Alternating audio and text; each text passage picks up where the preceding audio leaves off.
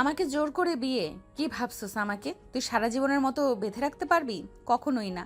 আমি তোকে কখনোই ভালোবাসি না। তুই আমাকে কখনোই ভালোবাসস নাই। আমি তোকে ঘৃণা করি। I just hate you Ayan. Nodi, please আমার কথা শোনো। আমি তোমাকে ভালোবাসি। আমি তোমাকে হারাতে চাই না। কেন আমাকে বুঝতে পারছো না? আমি তোমাকে বড্ড ভালোবাসি। আমি তোমাকে হারাতে চাই না। সব মিথ্যে কথা। আমাকে তুই ভালোবাসিস না। তুই ভালোবাসলে আমার সাথে এই জঘন্য কাজ করতে পারতি না। তুই তো আমার শরীর পেরে গেছস। এখন আর আমাকে কি দরকার? নাকি আমাকে খুন করতে চাস? নদী, চুপ। একদম আমার নাম ধরে ডাকবি না। আমি তোকে ঘৃণা করি, জাস্ট হেট ইউ। নদী কথাগুলো বলে দৌড়ে চলে গেল কান্না করতে করতে। আয়ন ভাবনার জগৎ থেকে বের হয়ে সামনের মানুষটার দিকে তাকিয়ে আছে। আয়নের আম্মু বলে ওঠে, আমাদের মেয়েকে পছন্দ হয়েছে। এখন আপনারা আমাদের সম্পর্কে ভালোভাবে খোঁজ খবর নিতে পারেন। আলহামদুলিল্লাহ, শুনে ভালো লাগলো। আপনাদের বিষয়ে কে জানে না, সবাই জানে। আমাদের খোঁজ খবর নেওয়ার কোনো দরকার নেই। রাফি চৌধুরী এক নামে সবাই চেনে। রাফি বাবাকে আমার অনেক ভালো লাগছে।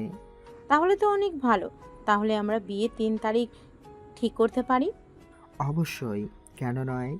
আয়নের আব্বু আম্মু বিয়ের 3 তারিখ ঠিক করতে লাগলো। আয়ন আয়ন সামনে নদীর দিকে এক নজরে তাকিয়ে আছে। নদী আয়নের চোখের দিক থেকে চোখ সরিয়ে ফেল। রাফি আয়নের কানে কানে বলে, কিরে, ওই মেয়ের দিকে এইভাবে তাকিয়ে আছিস কেন? আমার বউ দেখতে এসেছে, তোর না। রাফির কথা শুনে আয়ন নদীর দিক থেকে চোখ সরিয়ে রাফির দিকে মিষ্টি করে হেসে বলে, আমি জানি আমাকে বারবার মনে করিয়ে দেওয়ার কোনো দরকার নাই। বিয়ে করবি নাকি? তাহলে আম্মু আব্বুকে বলে আমার হবু শালিকার সাথে তোর বিয়ে ঠিক করে ফেলি। দরকার নাই। আয়ান কথাগুলো বলে সামনে থেকে এক গ্লাস পানি হাতে নিয়ে খেতে লাগলো। নদী আয়নের দিকে তাকিয়ে চোখ সরিয়ে নিল। তারিখ ঠিক করা শেষ হইলে আয়নের আব্বু বলে, তাহলে আমরা আসছি 2 মাস পরে, তাহলে ওদের বিয়ে। ঠিক আছে, আমরাও ভালোভাবে প্রস্তুতি নিতে পারবো। ওকে, ভালো থাকবেন। আল্লাহ হাফেজ। আসসালামু আলাইকুম। আয়নরা সবাই উঠে পড়ল। নদীরা সবাই আয়নদের বিদায় দিতে লাগলো। আয়ন গাড়িতে উঠে বসলো। ড্রাইভার গাড়ি ছেড়ে দিল।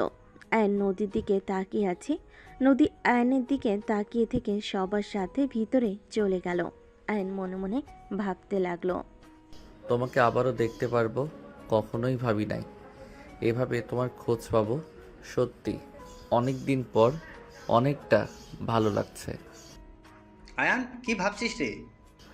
কিছু না। আয়ন বাহিরের দিকে তাকিয়ে থাকতে লাগলো।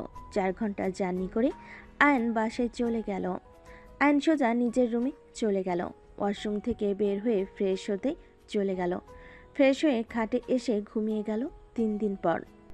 আয়ান, এই উঠে। কি হয়েছে? তুমি আবার আমার রুমে কি করো? নিশ্চয়ই কোন দরকার আছে, বলো তাড়াতাড়ি। এমনভাবে কথা কেন বলছো? কফি শপে যাব। তো যাও। আরে, তোর ভাবি আর তার 2 বোন আসবে।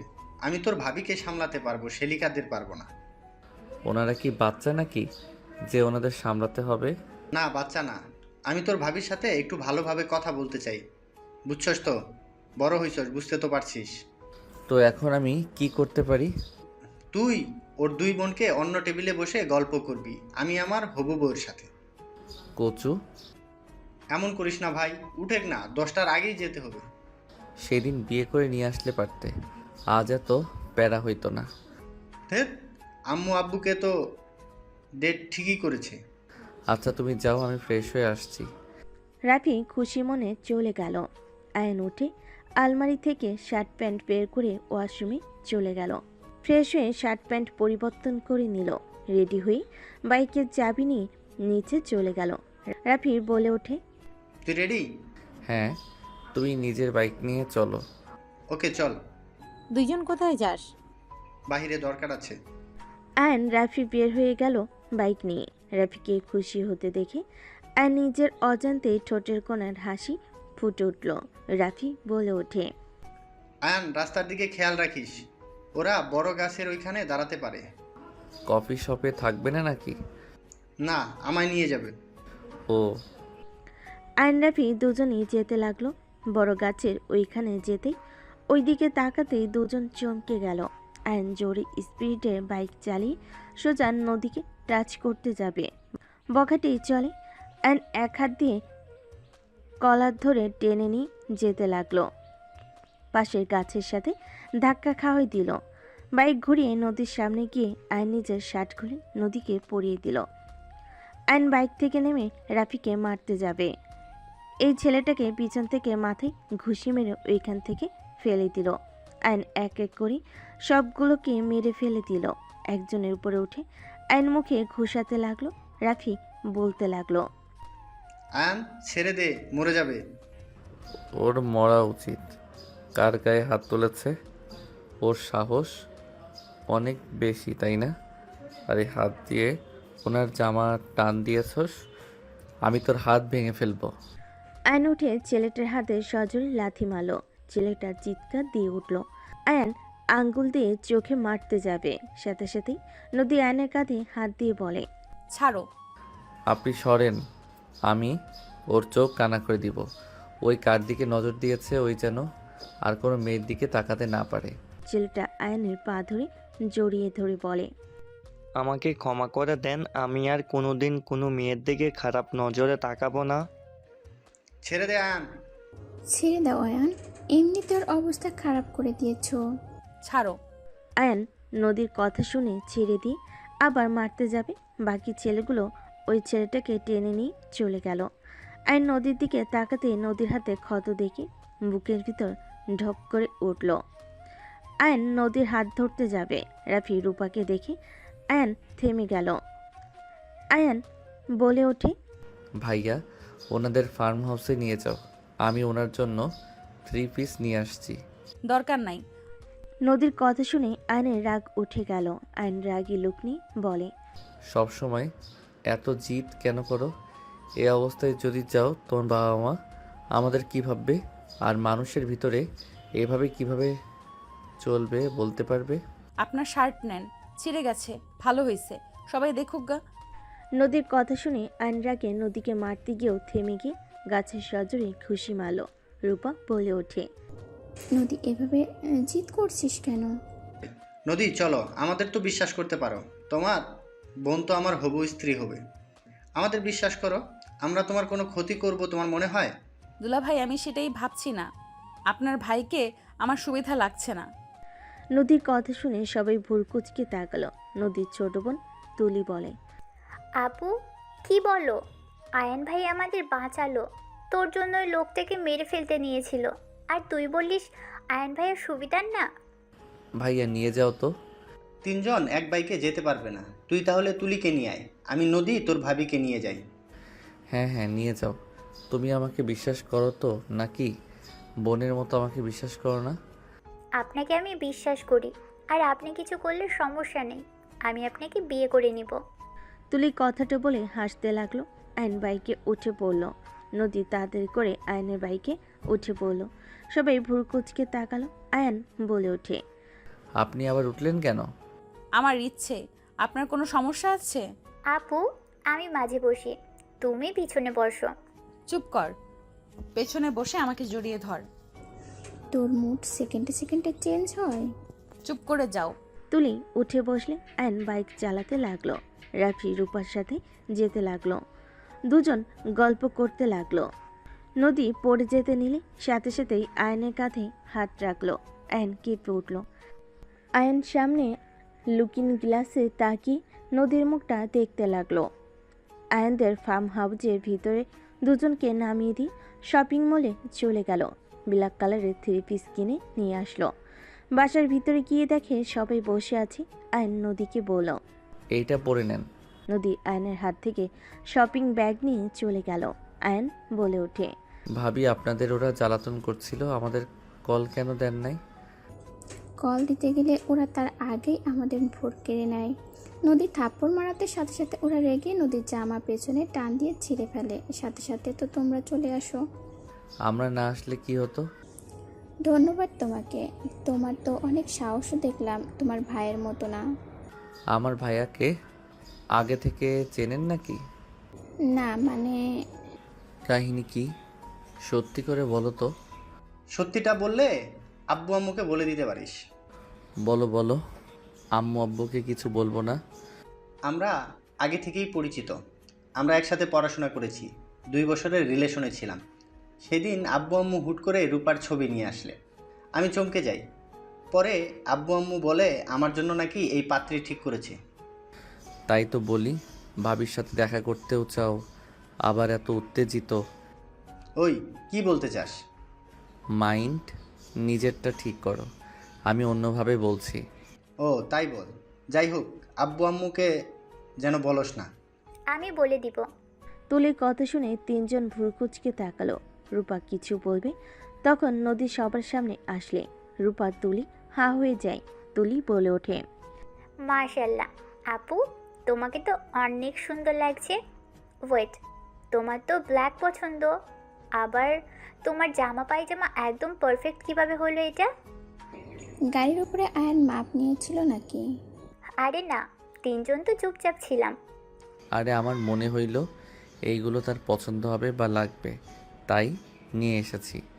এত অবাক হওয়ার কিছুই নাই। বাবা, আমার হবু জামাই দেখি মানুষ দেখে বুঝে যায় তার পছন্দ।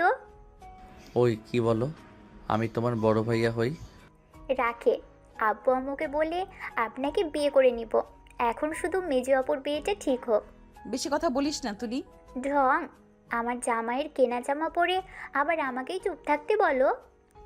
জাস্ট শাট আপ, ছোট ছোটর মতো থাক। উফ, দুইজন থামেন তো ভাইয়া, অনেক ক্ষুধা লাগছে, কফি খাওয়া সম্ভব না। রেস্তোরাঁ চলো, কাচ্চি খাবো। আচ্ছা চল রূপা, চলো। রাফি, রূপা, তুলি চলে গেল। নদী চলে যেতে নিবে, আয়ন সাথে সাথে হাত ধরে টান দিয়ে শক্ত করে জড়িয়ে ধরল। নদী থমকে গেল। আয়ন কিছু বলার আগেই নদী ধাক্কা দিয়ে সরিয়ে দিয়ে বলে, বিয়ের মতো থাকেন, একদম আমার কাছে আসবেন না। আমাকে যদি আবার টাচ করার চেষ্টা করেন তাহলে খুব খারাপ হয়ে যাবে। নদী কথাগুলো বলে চলে গেল। আয়ন নদীর পিছন পিছন বের হয়ে গেল। মালিক কাছে চাবি দিয়ে বাইক নিয়ে বের হইল। নদী, তুলি, আয়নের বাইকে উঠে পড়ল। 5 জন রেস্তোরাঁয় চলে গেল। 5 জন একটা টেবিলে বসে পড়ল।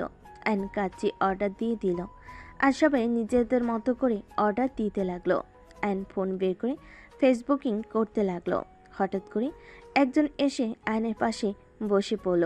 রাফি কিছু বলতে যাবে, সাথে সাথে মেয়েটা চুপ থাকতে ইশারা করলো।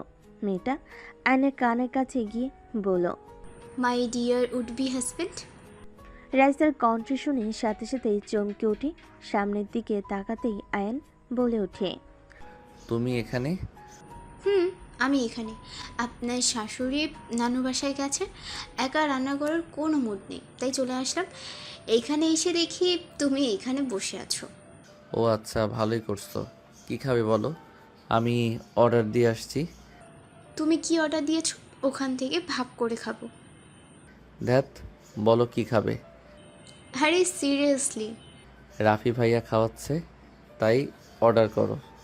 আয়নের কথা শুনে রাইসা রাফির দিকে তাকাতেই রাফি দাঁতে দাঁত চেপে হেসে বলে, আমি একবারও বলি নাই তোমরা গুডবি খাওয়াবে।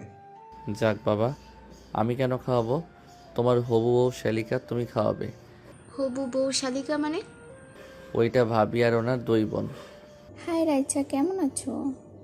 জি আলহামদুলিল্লাহ ভালো। আপনি আমার নাম জানেন? এত অবাক হওয়ার কিছুই নাই, তোমার ভালো ভাই আমার থেকে এক ধাপ এগিয়ে চলে। ওসব বাদ দাও, আয়ন যাও তোমার হবু বউয়ের জন্য অর্ডার দিয়ে আসো। আয়ন উঠে চলে গেল। নদীর আগে চুপচাপ সবার কথা শুনতে লাগলো। রূপা বলে ওঠে, তা কতটুকু আমার দেবরকে পটাতে পারলে বিয়েটা কবে খেতে পারবো? আপনাদের বিয়েটা আগে খাই, তারপর না হয় আমাদেরটা খাবেন। আপনার যে দেবর কথায় কথায় আপু বলে ডাকে, অনেক কষ্টে ধুমকে এখন তুমিতে নিয়ে এসেছি। ইনশাল্লাহ আমি তার মনে জায়গা করে নিতে পারবো। আপনি তার মনে জায়গা করে নিতে পারেন নাই? কি আর নেব বোন, রাফি ভাইয়ার মতো তো আর সে না। সে নিজের মন ইচ্ছে মতো চলে, কারোর কথা সে শুনতে বাধ্য নয়। সে যদি অন্যের কথা শুনতো, এতদিনে বিয়ে করে নিতাম। বাচ্চা কাচ্চা হয়ে গেলে এমনিতেই আমার প্রতি ভালোবাসা জন্মাতো। রাইসার কথা শুনে নদীর আগে দাঁতে দাঁত চেপে ধরে থাকলো। রূপা হাসতে লাগলো আর বলতে লাগলো, বাবা, আমার যা দেখি একদম এগিয়ে গেছে, সোজা বাচ্চা কাচ্চার কাছে চলে গেল। রূপার কথা শুনে রাইসার লজ্জা পেয়ে গেল। আয়ন আসলে সবাই চুপ হয়ে গেল। আয়ন নদীর দিকে তাকাতেই বুঝতে পারল রেগে আছে। আয়ন কিছু না বলে গেম খেলতে লাগলো। খাবার চলে আসলে সবাই মিলে খেতে লাগলো। হঠাৎ করে রাইসা আয়নের চামচের খাবারটা নিজের মুখে নিয়ে নিল। আয়ন ভুরু কুচকে তাকালে রাইসা মিটিমিটি হাসতে লাগলো। নদী রাগে খাবারগুলো খেতে গিয়ে বিষম খেলো। আয়ন উঠে সোজা নদীকে পানি দিল আর পিঠে হাত বুলিয়ে দিতে লাগলো। রূপা আয়নের দিকে ভুরু কুচকে তাকিয়ে থাকতে লাগলো। নদীর পানি খাওয়া শেষ হলে নদী চেয়ার থেকে উঠে রাগে গালে থাপ্পড় মেরে বলে, বেয়াদব কোথাকার, একটা মেয়ের শরীরে হাত দিতে লজ্জা করে না? বেহায়া কোথাকার। আর আপু, আপনি এই ছেলের সাথে সারা জীবন থাকবেন কিভাবে? এই ছেলের তো চরিত্রের সমস্যা আছে। এখানে তো রাফি ভাইয়াও ছিল, কই সে তো এসে আমার শরীরে হাত দিল না। বেহায়া কোথাকার। নদী আসতে চিল্লাও, সবাই তাকিয়ে আছে। আইন রাগ কন্ট্রোল করতে না পেরে নদীর গালে থাপ্পড় মারতে গিয়েও মারল না, হাত নামিয়ে নিয়ে বলে, আমাকে রাগিয়ে কি প্রমাণ করতে চাচ্ছ আমি জানি না নাকি?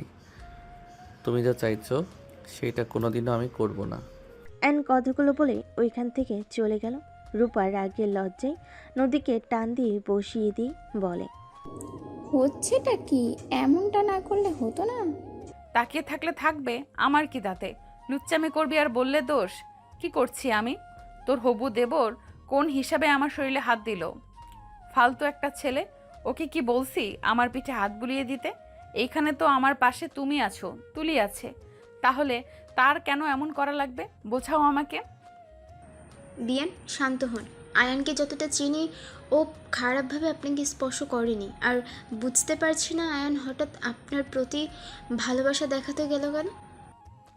ওই যে লুচ্চামি, সে কখন থেকে লুচ্চামি করার চেষ্টা করছে, আর এখন সুযোগ বুঝে কাজে লাগিয়ে দিল। নদী প্লিজ চুপ করো। আয়ান বেয়াদব, রাগী, বদমেজাজি হতে পারে। নদী ওই লুচ্চামি করবে এরকমটা হতে পারে না। তোমার কোথাও ভুল হয়েছে। বাহ দুলাভাই ভা, আমি যদি আপনার নিজের বোন হইতাম তাহলে আমাকে এসব বলতে পারতেন। নদী, তুমি আমাকে ভুল বুঝছো। নদী রেখে ওইখান থেকে চলে গেল। রাফি রূপার দিকে অসহায়ভাবে তাকাতেই রূপা বলে, কিছু মনে করো না, ছোট থেকে অন্যরকম। আয়ান পরিচিত তো, তাই সহ্য করতে পারি নাই, সরি। আচ্ছা, ওকে দেখো কই গেল, আর খাবার পার্সেল করে দাও। লাগবে না, সবাই মোটামুটি খেয়েছে। আমি আসছি। সরি রাইসা। সরি বলতে হবে না ভাবি। দেখেন উনি আবার কোন দিকে গেল। তুলি রূপা বের হয়ে গেল। রাফি রাইসা উঠে গেল।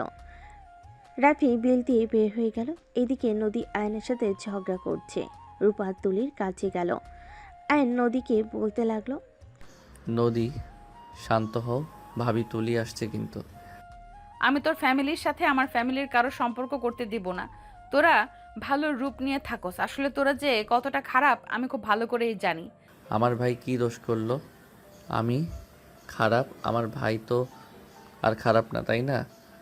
ভাবি ভাইয়া একে অপরকে ভালোবাসে, তোমার কোনো অধিকার নাই তাদের মাঝে কাটা হওয়ার। আমার বোন সারা জীবন কষ্ট পাওয়ার থেকে একবার কষ্ট পাওয়া তো ভালো। আয়ন নদীর কথা শুনে নিজের রাগ কন্ট্রোল করতে না পেরে ঠাস ঠাস করে থাপ্পড় মেরে দিল। রাফি রাইসা রূপা তুলি সবাই দৌড়ে চলে আসতে লাগলো। আয়নের থাপ্পড় খেয়ে নদী কান্না করতে করতে বলে, নিজের আসল রূপে আসলি তো, তুই কখনোই কাউকে ভালোবাসতে পারস না। তুই ওই রাইসার দেহ পাওয়ার পর ওকে ছেড়ে দিবি। তুই কখনোই কোনো নারীর যোগ্য না। তোকে যে বিশ্বাস করবে সেই ঠকে যাবে। তুই কাউকে ভালোবাসতে জানোস না। নদী কথাগুলো বলে আয়নের কলা ধরে চিল্লায় বলতে লাগলো, জাস্ট আই হেট ইউ। আমি তোকে ঘৃণা করি। আমি তোকে আমার চোখের সামনে দেখতে চাই না। তুই বারবার কেন আসোস? নদী আয়নের গালে থাপ্পড় মারতে মারতে কথাগুলো বলতে লাগলো। রূপা তুলি দৌড়ে এসে নদীকে থামালো। রাফি আয়নের গালে থাপ্পড় মেরে বলে, তুই এত নিচে নেমে গেছিস? মেয়ে মানুষের গায়ে হাত তুলোস? ছি ছি ছি, তুই আমার মান সম্মান আর রাখলি না। আয়নকে সবাই নানা ধরনের কথা বলতে লাগলো। আয়ন এক নজরে নদীর দিকে তাকিয়ে থাকতে লাগলো। আয়নের চোখের পানিগুলো গড়িয়ে পড়তে লাগলো। আয়ন নদীকে হুট করে জড়িয়ে ধরলো। সবাই আয়নকে নদীর থেকে ছাড়ানোর চেষ্টা করতে লাগলো। আয়ন নদীকে বলতে লাগলো। শান্ত হও তুমি, এখন উল্টাপাল্টা কাজ করবে। শান্ত হও নদী। আমি তোমার সামনে পড়লেও কখনো তোমার দিকে আমি তাকাবো না। কথা তো দূরের কথা, ভাবির সাথে ভাইয়ার বিয়ে হয়ে গেলে দেখা হবেই, তাই ওই গ্যারান্টি দিতে পারি না। বাট দেখা হইলেও আমি তোমার আশেপাশে না থাকার চেষ্টা করব। ভালো থেকো। কথাটা বলেই আয়ন নদীকে ছেড়ে দিয়ে বাইকে উঠে পড়ল। নদী কান্না করতে করতে বলে, আমি তোকে ঘৃণা করি। Just I hate you Ayan, I hate you. Nodi জোরে জোরে কথাগুলো বলতে লাগলো। রূপার সাথে রাইসা জোর করে ওর গাড়িতে তুলে নিল। তুলি উঠে পড়ল। রাফি ওদের গাড়ির পিছনে যেতে লাগলো। নদীকে নিয়ে রাইসাদের বাসায় চলে গেল। নদী কান্না করতে করতে অজ্ঞান হয়ে গেল। আইন সোজা বাসায় চলে গেল। বাসার ভিতরে গেলে আইনের আব্বু সজরে থাপ্পড় মেরে ফোনে ভিডিও দেখিয়ে বলে, তোকে জন্ম দিয়ে আমরা কি ভুল করেছিলাম? নতুন আত্মীয় হতে যাচ্ছে আর তুই কিনা তাদের সাথে এই কাজ করলি। সারা নেট দুনিয়া মানুষ বলে বেড়াচ্ছে তোরা বয়ফ্রেন্ড গার্লফ্রেন্ড। ওই মেয়ের আর কোথাও বিয়ে হবে? আমি ওর বাবা মাকে কি জবাব দেব? ওদের জবাব দে। আইন সামনের দিকে তাকাতে দেখে নদীর আব্বু আম্মু বসে আছে। নদীর আব্বু আম্মু বলে ওঠে, বাবা, কি অন্যায় করেছিলাম? তুমি আমার মেয়ের এমন ক্ষতি কেন করলে? একের পর এক ভিডিও ভাইরাল হচ্ছে। বিশ্বাস করো, আমার মেয়েদের তোমাদের সাথে দেখা করতে অনুমতি দেই, আর সেখানে তুমি কি করলে এটা? আমার মেয়ের শ্বশুরবাড়ি থেকে সোজা বিয়ে ক্যান্সেল করে দিল। ওইটাই নিয়ে আমার মাথা ব্যথা নাই, কিন্তু আমার মেয়ের সমাজে মুখ কিভাবে দেখাবে? তুমি সবার সামনে আমার মেয়েকে জড়িয়ে ধরেছ। আত্মীয় স্বজন সবার ফোনের উপরে ফোন করে যাচ্ছে, আর একটা ভিডিও পাবলিশ হইল দেখো। আইন মাথা নিচু করে আছে। নদীর আব্বু শান্ত কণ্ঠে কথা বলতে বলতে হঠাৎ করে রেগে আইনের গলা চেপে ধরে বলে, আমার মেয়েদের সম্মান নিয়ে খেলা করবি? তোকে আমি আকুতি মিনতি করব? তুই আমাকে চেনোস না তাহলে? অফিসার, ওকে নিয়ে যান। বেয়াই কি করছেন? আপনি চুপ করেন। আপনি একটাও কথা বলবেন না। আর কিসের বিয়াই? আপনাদের সাথে কোনো আত্মীয়তা হচ্ছে না। আপনার ছেলেকে আমি দেখেন কি করি। মান সম্মান নিয়ে খেলা করছে না, দেখেন কি করি। সাংবাদিকদের কল করা হয়ে গেছে, সবাই গেটের সামনে আছে। নদীর আব্বু আইনকে নিয়ে যেতে ইশারা করলে পুলিশ অফিসার টেনে নিয়ে যেতে লাগলো। আইনের আম্মু আইনকে জড়িয়ে ধরে বলতে লাগলো, আমার ছেলেকে ছেড়ে দেন। আম্মু ছাড়ো, ব্যথা পাবে। আম্মু আব্বু আমাকে ক্ষমা করে দিও। আমি কখনোই তোমাদের ভালো সন্তান ছিলাম না, আর ভবিষ্যতে হওয়ার কোনো আশা করো না। আইনের আব্বু আম্মু জোর করে আটকাতে লাগলো। পুলিশ টেনে নিয়ে যেতে লাগলো। সাংবাদিকরা সবাই আইনকে ঘিরে ধরতে লাগলো। পুলিশ টেনে নিয়ে যেতে লাগলো। সবাই নানা ধরনের কথা ছড়াতে লাগলো। আইন গাড়িতে উঠে একজনের কথা কানে আসলে আইন পুলিশকে বলল, ওয়েট, আমি ওদের কিছু বলতে চাই। আপনাদের কেস সফল হবে। আইন গাড়ি থেকে নামলে আইনের আম্মু জড়িয়ে ধরল। আইন সবার মাইক কাছে নিয়ে আসতে ইশারা করলে সবাই দৌড়ে কাছে এসে মাইক ধরলে আইন বলে ওঠে, একটু দূরে থাকেন, আম্মু ব্যথা পাবে। আইনের কথা শুনে সবাই দূর থেকে মাইক ধরতে লাগলো। সব জায়গায় লাইভ চলতে লাগলো। নদী জ্ঞান ফিরে রুম থেকে বের হয়ে বসার ঘরে আসলে রাফি, রাইসা, রূপা তুলিতে লাইভ দেখতেছে। আইনের কথাগুলো শুনে রাফির চোখ দিয়ে পানি বের হচ্ছে। আইন সবাইকে বলতে লাগলো, আপনারা তো দেখেছেন আমি ওনাকে জড়িয়ে ধরছি, আমি ওনাকে রেস্তোরাঁ বাজেভাবে টাচ করেছি। আপনারা তো এটাও জানেন না আমি ওনাকে ধর্ষণ করার চেষ্টা করছিলাম। ওনাকে আমি আগে খুব জ্বালাতন করতাম। অনেকেই আমার এই লাইভ দেখছেন, তার ভিতরে আশা করা যায় আমার ফ্রেন্ডরাও দেখছে। তোদের কাছে একটা অনুরোধ, নদীকে আমি ধর্ষণ করেছিলাম। আমার উকিল বন্ধু, তুই নদীর হয়ে আমার বিপক্ষে লড়তে হবে তোকে। আমার যেন ফাঁসি হয় সেই ব্যবস্থা তোদের করতে হবে। এই উপকারটা করে দিস দোস্ত। তোদের কাছে জীবনে আর কিছু চাই না। আয়ান চুপ কর, এসব কি বলিস? আমি তোর কিছু হতে দিব? তুই আমার কলিজার টুকরো ছেলে, তুই এইসব করতে পারিস না। আমি সব করছি আম্মু, আমি যা বলছি সব সত্যি, আমি মিথ্যা বলছি না আম্মু। তুমি আমার কথা ভেবো না, আমাকে তোমরা ক্ষমা করে দিও। আমি তোমাদের ভালো সন্তান হতে পারলাম না। আইনর আম্মুকে বুঝাতে লাগলো আর নিজের নামে নানা ধরনের কথা বলতে লাগলো। নদী এক সেকেন্ড দেরি না করে রাফির হাত থেকে চাবি নিয়ে বাইক নিয়ে রওনা দিয়ে দেয়। নদীর পিছনে পিছনে রাইসা সবাই মিলে যেতে লাগলো। আয়নকে পুলিশ টানতে লাগলো। নদীর আপু বলে, সবাই তো শুনলেন, ওই আমার মেয়েকে ধর্ষণ করতে নিয়েছিল।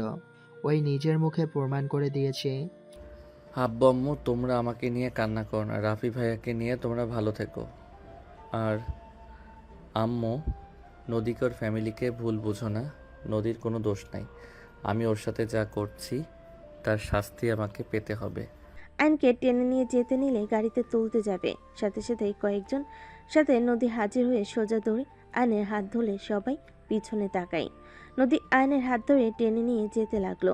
আয়ন নদীর দিকে না থেকে অন্যদিকে মুখ ঘুরিয়ে বলে, দোস্ত, তোরা ওকে আমার হাতে ছেড়ে দিতে বল। তুই চুপ করে থাক, ভাবিকে বলতে দে। নদীর আব্বু নদীর দিকে রাগী লুক নিয়ে তাকালো। নদীর আব্বু নদীর হাত ধরে বলে, কি করছিস? আয়ানের হাত ছেড়ে দে। নদীর আব্বুর কথায় নদী যেন কান না দিয়ে সবার সামনে গিয়ে বলে, ক্যামেরা এদিকে ঘুরান। যে মানুষটার হাত ধরে আছি সেই বলেছেন আমাকে ধর্ষণ করার চেষ্টা করছে, আর সবাই নানা ধরনের কথা বলছেন। আসল কাহিনী কেউ জানেন কে আমাকে ধর্ষণ করবে? আরে আমাকে ছোঁয়ার অধিকার ওনার 6 বছর আগেই হয়ে গেছে। উনি আমার হাজব্যান্ড। 6 বছর আগে আমরা ভালোবেসে বিয়ে করেছিলাম। কিছু ভুল বোঝাতে আমি তাকে ছেড়ে আমার দেশের বাড়িতে চলে যাই। নদীর কথাগুলো শুনে সবাই অবাক হয়ে গেল। সবার পরিবেশ চুপচাপ হয়ে গেল। একজন প্রশ্ন করলো, আপনার হাজব্যান্ড যদি হয় তাহলে যে ভিডিওগুলো আমরা দেখেছি সেগুলো কি ছিল? উনি তো সোজা আপনাদের থাপ্পড় মারে, আপনাকে জোর করে জড়িয়ে ধরেছিল। সেখানে তো বোঝা যাচ্ছিল উনি আপনার সাথে জোর করছে, আপনাকে ইফটিজিং করছে। আপনারা ভিডিও দেখছেন, ভিডিওর ভয়েসগুলো শুনতে পারছেন। উপর থেকে কে কি ভিডিও বানালো একটাও ক্যাপশন দিল, এতে ওইটা সত্য হয়ে গেল নাকি? আমার রাগ হইলে আমার মাথা ঠিক থাকে না। আমি নিজের ভেতরে থাকি না। নিজের সমস্ত কন্ট্রোল হারিয়ে কি বলি আমি নিজেও পরে বলতে পারি না। আমার স্বামী জানে কিভাবে আমাকে শক্ত করা যাবে। আমি রেগে গেলে আমার স্বামী আমাকে জড়িয়ে ধরে একটা কথাই বলেছিল, নদী শান্ত হও। একজন স্বামী নিশ্চয়ই ভালো জানবে তার স্ত্রীকে কিভাবে শান্ত করতে হবে। এই কথাটা শুনে আরেকজন বলতে লাগলো, আপনাদের রেস্তোরাঁর ভিতরে আপনি নিজেই ওনাকে বাজে ছেলে বলে পরিচয় করেন। আপনি রেগে ওনাকে কত কিছু বলছেন, সেখানে তো প্রমাণ হয় উনি আপনার স্বামী হতে পারে না। লোকটার কথা শুনে নদী বলে, আপনাদের আমি কি বললাম? আমার রাগ হইলে আমি নিজের ভেতরে থাকি না। আমি আমার স্বামীর ওপর রেগে আছি। আমি এত বছর পর তার সাথে দেখা হয়েছে। আমি অভিমান রাগ করে তার সাথে ভালো ব্যবহার করছিলাম না। সেই তার এক ফ্রেন্ডদের সাথে ঢং করছিল, সেটা আমার সহ্য হয় নাই। এমনিতে রাগ করে আছি, তার উপরে এইসব দেখে আরও রাগ হয়েছিল, তাই আমি যা ইচ্ছা তাই বলছি। আমার স্বামী কেমন আমি তো ভালো করেই জানি। আমার স্বামী অন্য কারোর কাছে খারাপ হইলেও আমার কাছে সেই কেমন তা তো আমি খুব ভালো করেই জানি। আমি রেগে ওইসব বলি যাতে ওই মেয়ে আমার স্বামীর আশেপাশেও না আসে, ওকে খারাপ ভেবে নেয়। নদীর কথা শুনে একজন বলে, আপনি কি একটা সাইকো পাগল নাকি? লোকটা আর কিছু বলতে যাবে আর নিজের রাগ কন্ট্রোল করতে না পেরে লোকটা মাইক হাতে নিয়ে ওর মাথায় বাড়ি মেরে আরও মারতে যাবে। সবাই আয়নকে জড়িয়ে ধরতে লাগলো। আয়ন বলতে লাগলো, আমাকে ছাড়, ওর মাথা মুখ আমি ফাটিয়ে দিব। ওই অনেকক্ষণ ধরে বেশি কথা বলছে, সব সহ্য করে নিয়েছি। আমার স্ত্রীকে বলে পাগল শালা, তোকে তো আমি। আয়ন মারতে যাবে। নদী আয়নের সামনে দাঁড়িয়ে বলে, আয়ান চুপ করবে? উনি ভুল কিছু বলে নাই। আমি আসলে পাগল, সাইকো। আমি ভালো হইলে কখনোই তোমাকে এইভাবে থাকতে হইতো না। আমাকে তুমি ক্ষমা করে দিও। নদী কান্না করবে না, ওর মাথা খারাপ। ওই অনেকক্ষণ ধরে উল্টাপাল্টা কথা বলছিল। আর তুমি এখানে কেন এসেছো? তোমাকে এখানে আসতে বলেছি। আমি তোমার ভালো স্ত্রী হতে পারি নাই। আমি তোমার সাথে অনেক অন্যায় করেছি। তারপরেও তুমি কেন আমার কথা ভাবো? আমি তোমার যোগ্য না আয়ান। প্লিজ আমার কথা আর ভেবো না। তুমি যেমন হও, তুমি আমার স্ত্রী। আমি তো জানি আমার স্ত্রী কেমন। আর যে ভিডিও করে উল্টাপাল্টা নিউজ ছড়াইছে তাকে আমি ছাড়বো না। চুপ করো। নদী সবার দিকে তাকিয়ে বলে, আশা করি সবার প্রশ্নের উত্তর পেয়েছেন। আর কোনো প্রশ্ন থাকলে বলতে পারেন। নদীর কথাই সবাই এক এক করে প্রশ্ন করলে সবার প্রশ্নের উত্তর দিতে লাগলো। সবাইকে বিদায় করে দিলে পুলিশ বলল, এখনো কেন ছাড়ছেন না? এই নেন প্রমাণ। ওই যে আমার হাজব্যান্ড, রাকিব, কাগজগুলো দেখাও। কাগজগুলো দেখালে পুলিশ চলে গেল। অ্যানকে নদী শক্ত করে জড়িয়ে ধরে বলে, আয়ান, আমাকে ক্ষমা করে দাও। আমি কখনোই ভাবি নাই এমন কিছু হবে। আমি রাইসার সাথে তোমাকে সহ্য করতে পারছিলাম না।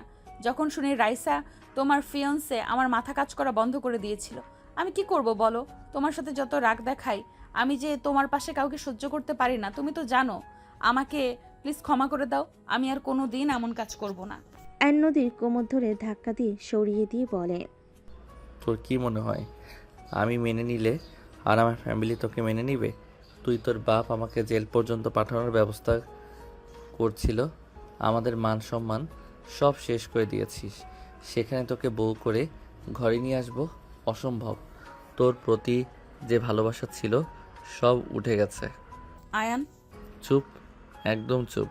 আমার নাম তোর মুখেও নিবি না। এখান থেকে বের হ তোরা। অ্যান নদীকে ধাক্কা দিয়ে বের করে দিলে হঠাৎ করে নদী চমকে উঠে বলে, আয়ান। নদীর মুখে আয়নের কথা শুনে সবে ভুরুকুচকে তাকালো। আয়ন বলে উঠল, বেআইন যাবেন না নাকি আর কতক্ষণ এখানে বসে থাকবেন? সবার খাওয়া শেষ, আপনারটা খেয়ে নেন তাড়াতাড়ি। উফ, আপু তুমি এত কিভাবে বলো তো? বোন, তাড়াতাড়ি খা। নদী সবার কথা শুনে পিছনে সামনের দিকে ঘুরে চোখ বুলিয়ে দেখতে লাগলো। নদী নিজেকে রেস্তোরাঁ দেখে বুকে তিনবার থুতু দিয়ে ভাবতে লাগলো, উফ, তাহলে এতক্ষণ কল্পনা করছিলাম। উফ, কি জঘন্য কল্পনা ছিল। আল্লাহ, এমন যেন কখনোই না হয়। আপনার কি ঝাল লাগছে নাকি? পানি খেয়ে নেন। নদীর চোখের কাছে হাত দিলে নদী চোখের পানি তাড়াতাড়ি মুছিয়ে ফেলল।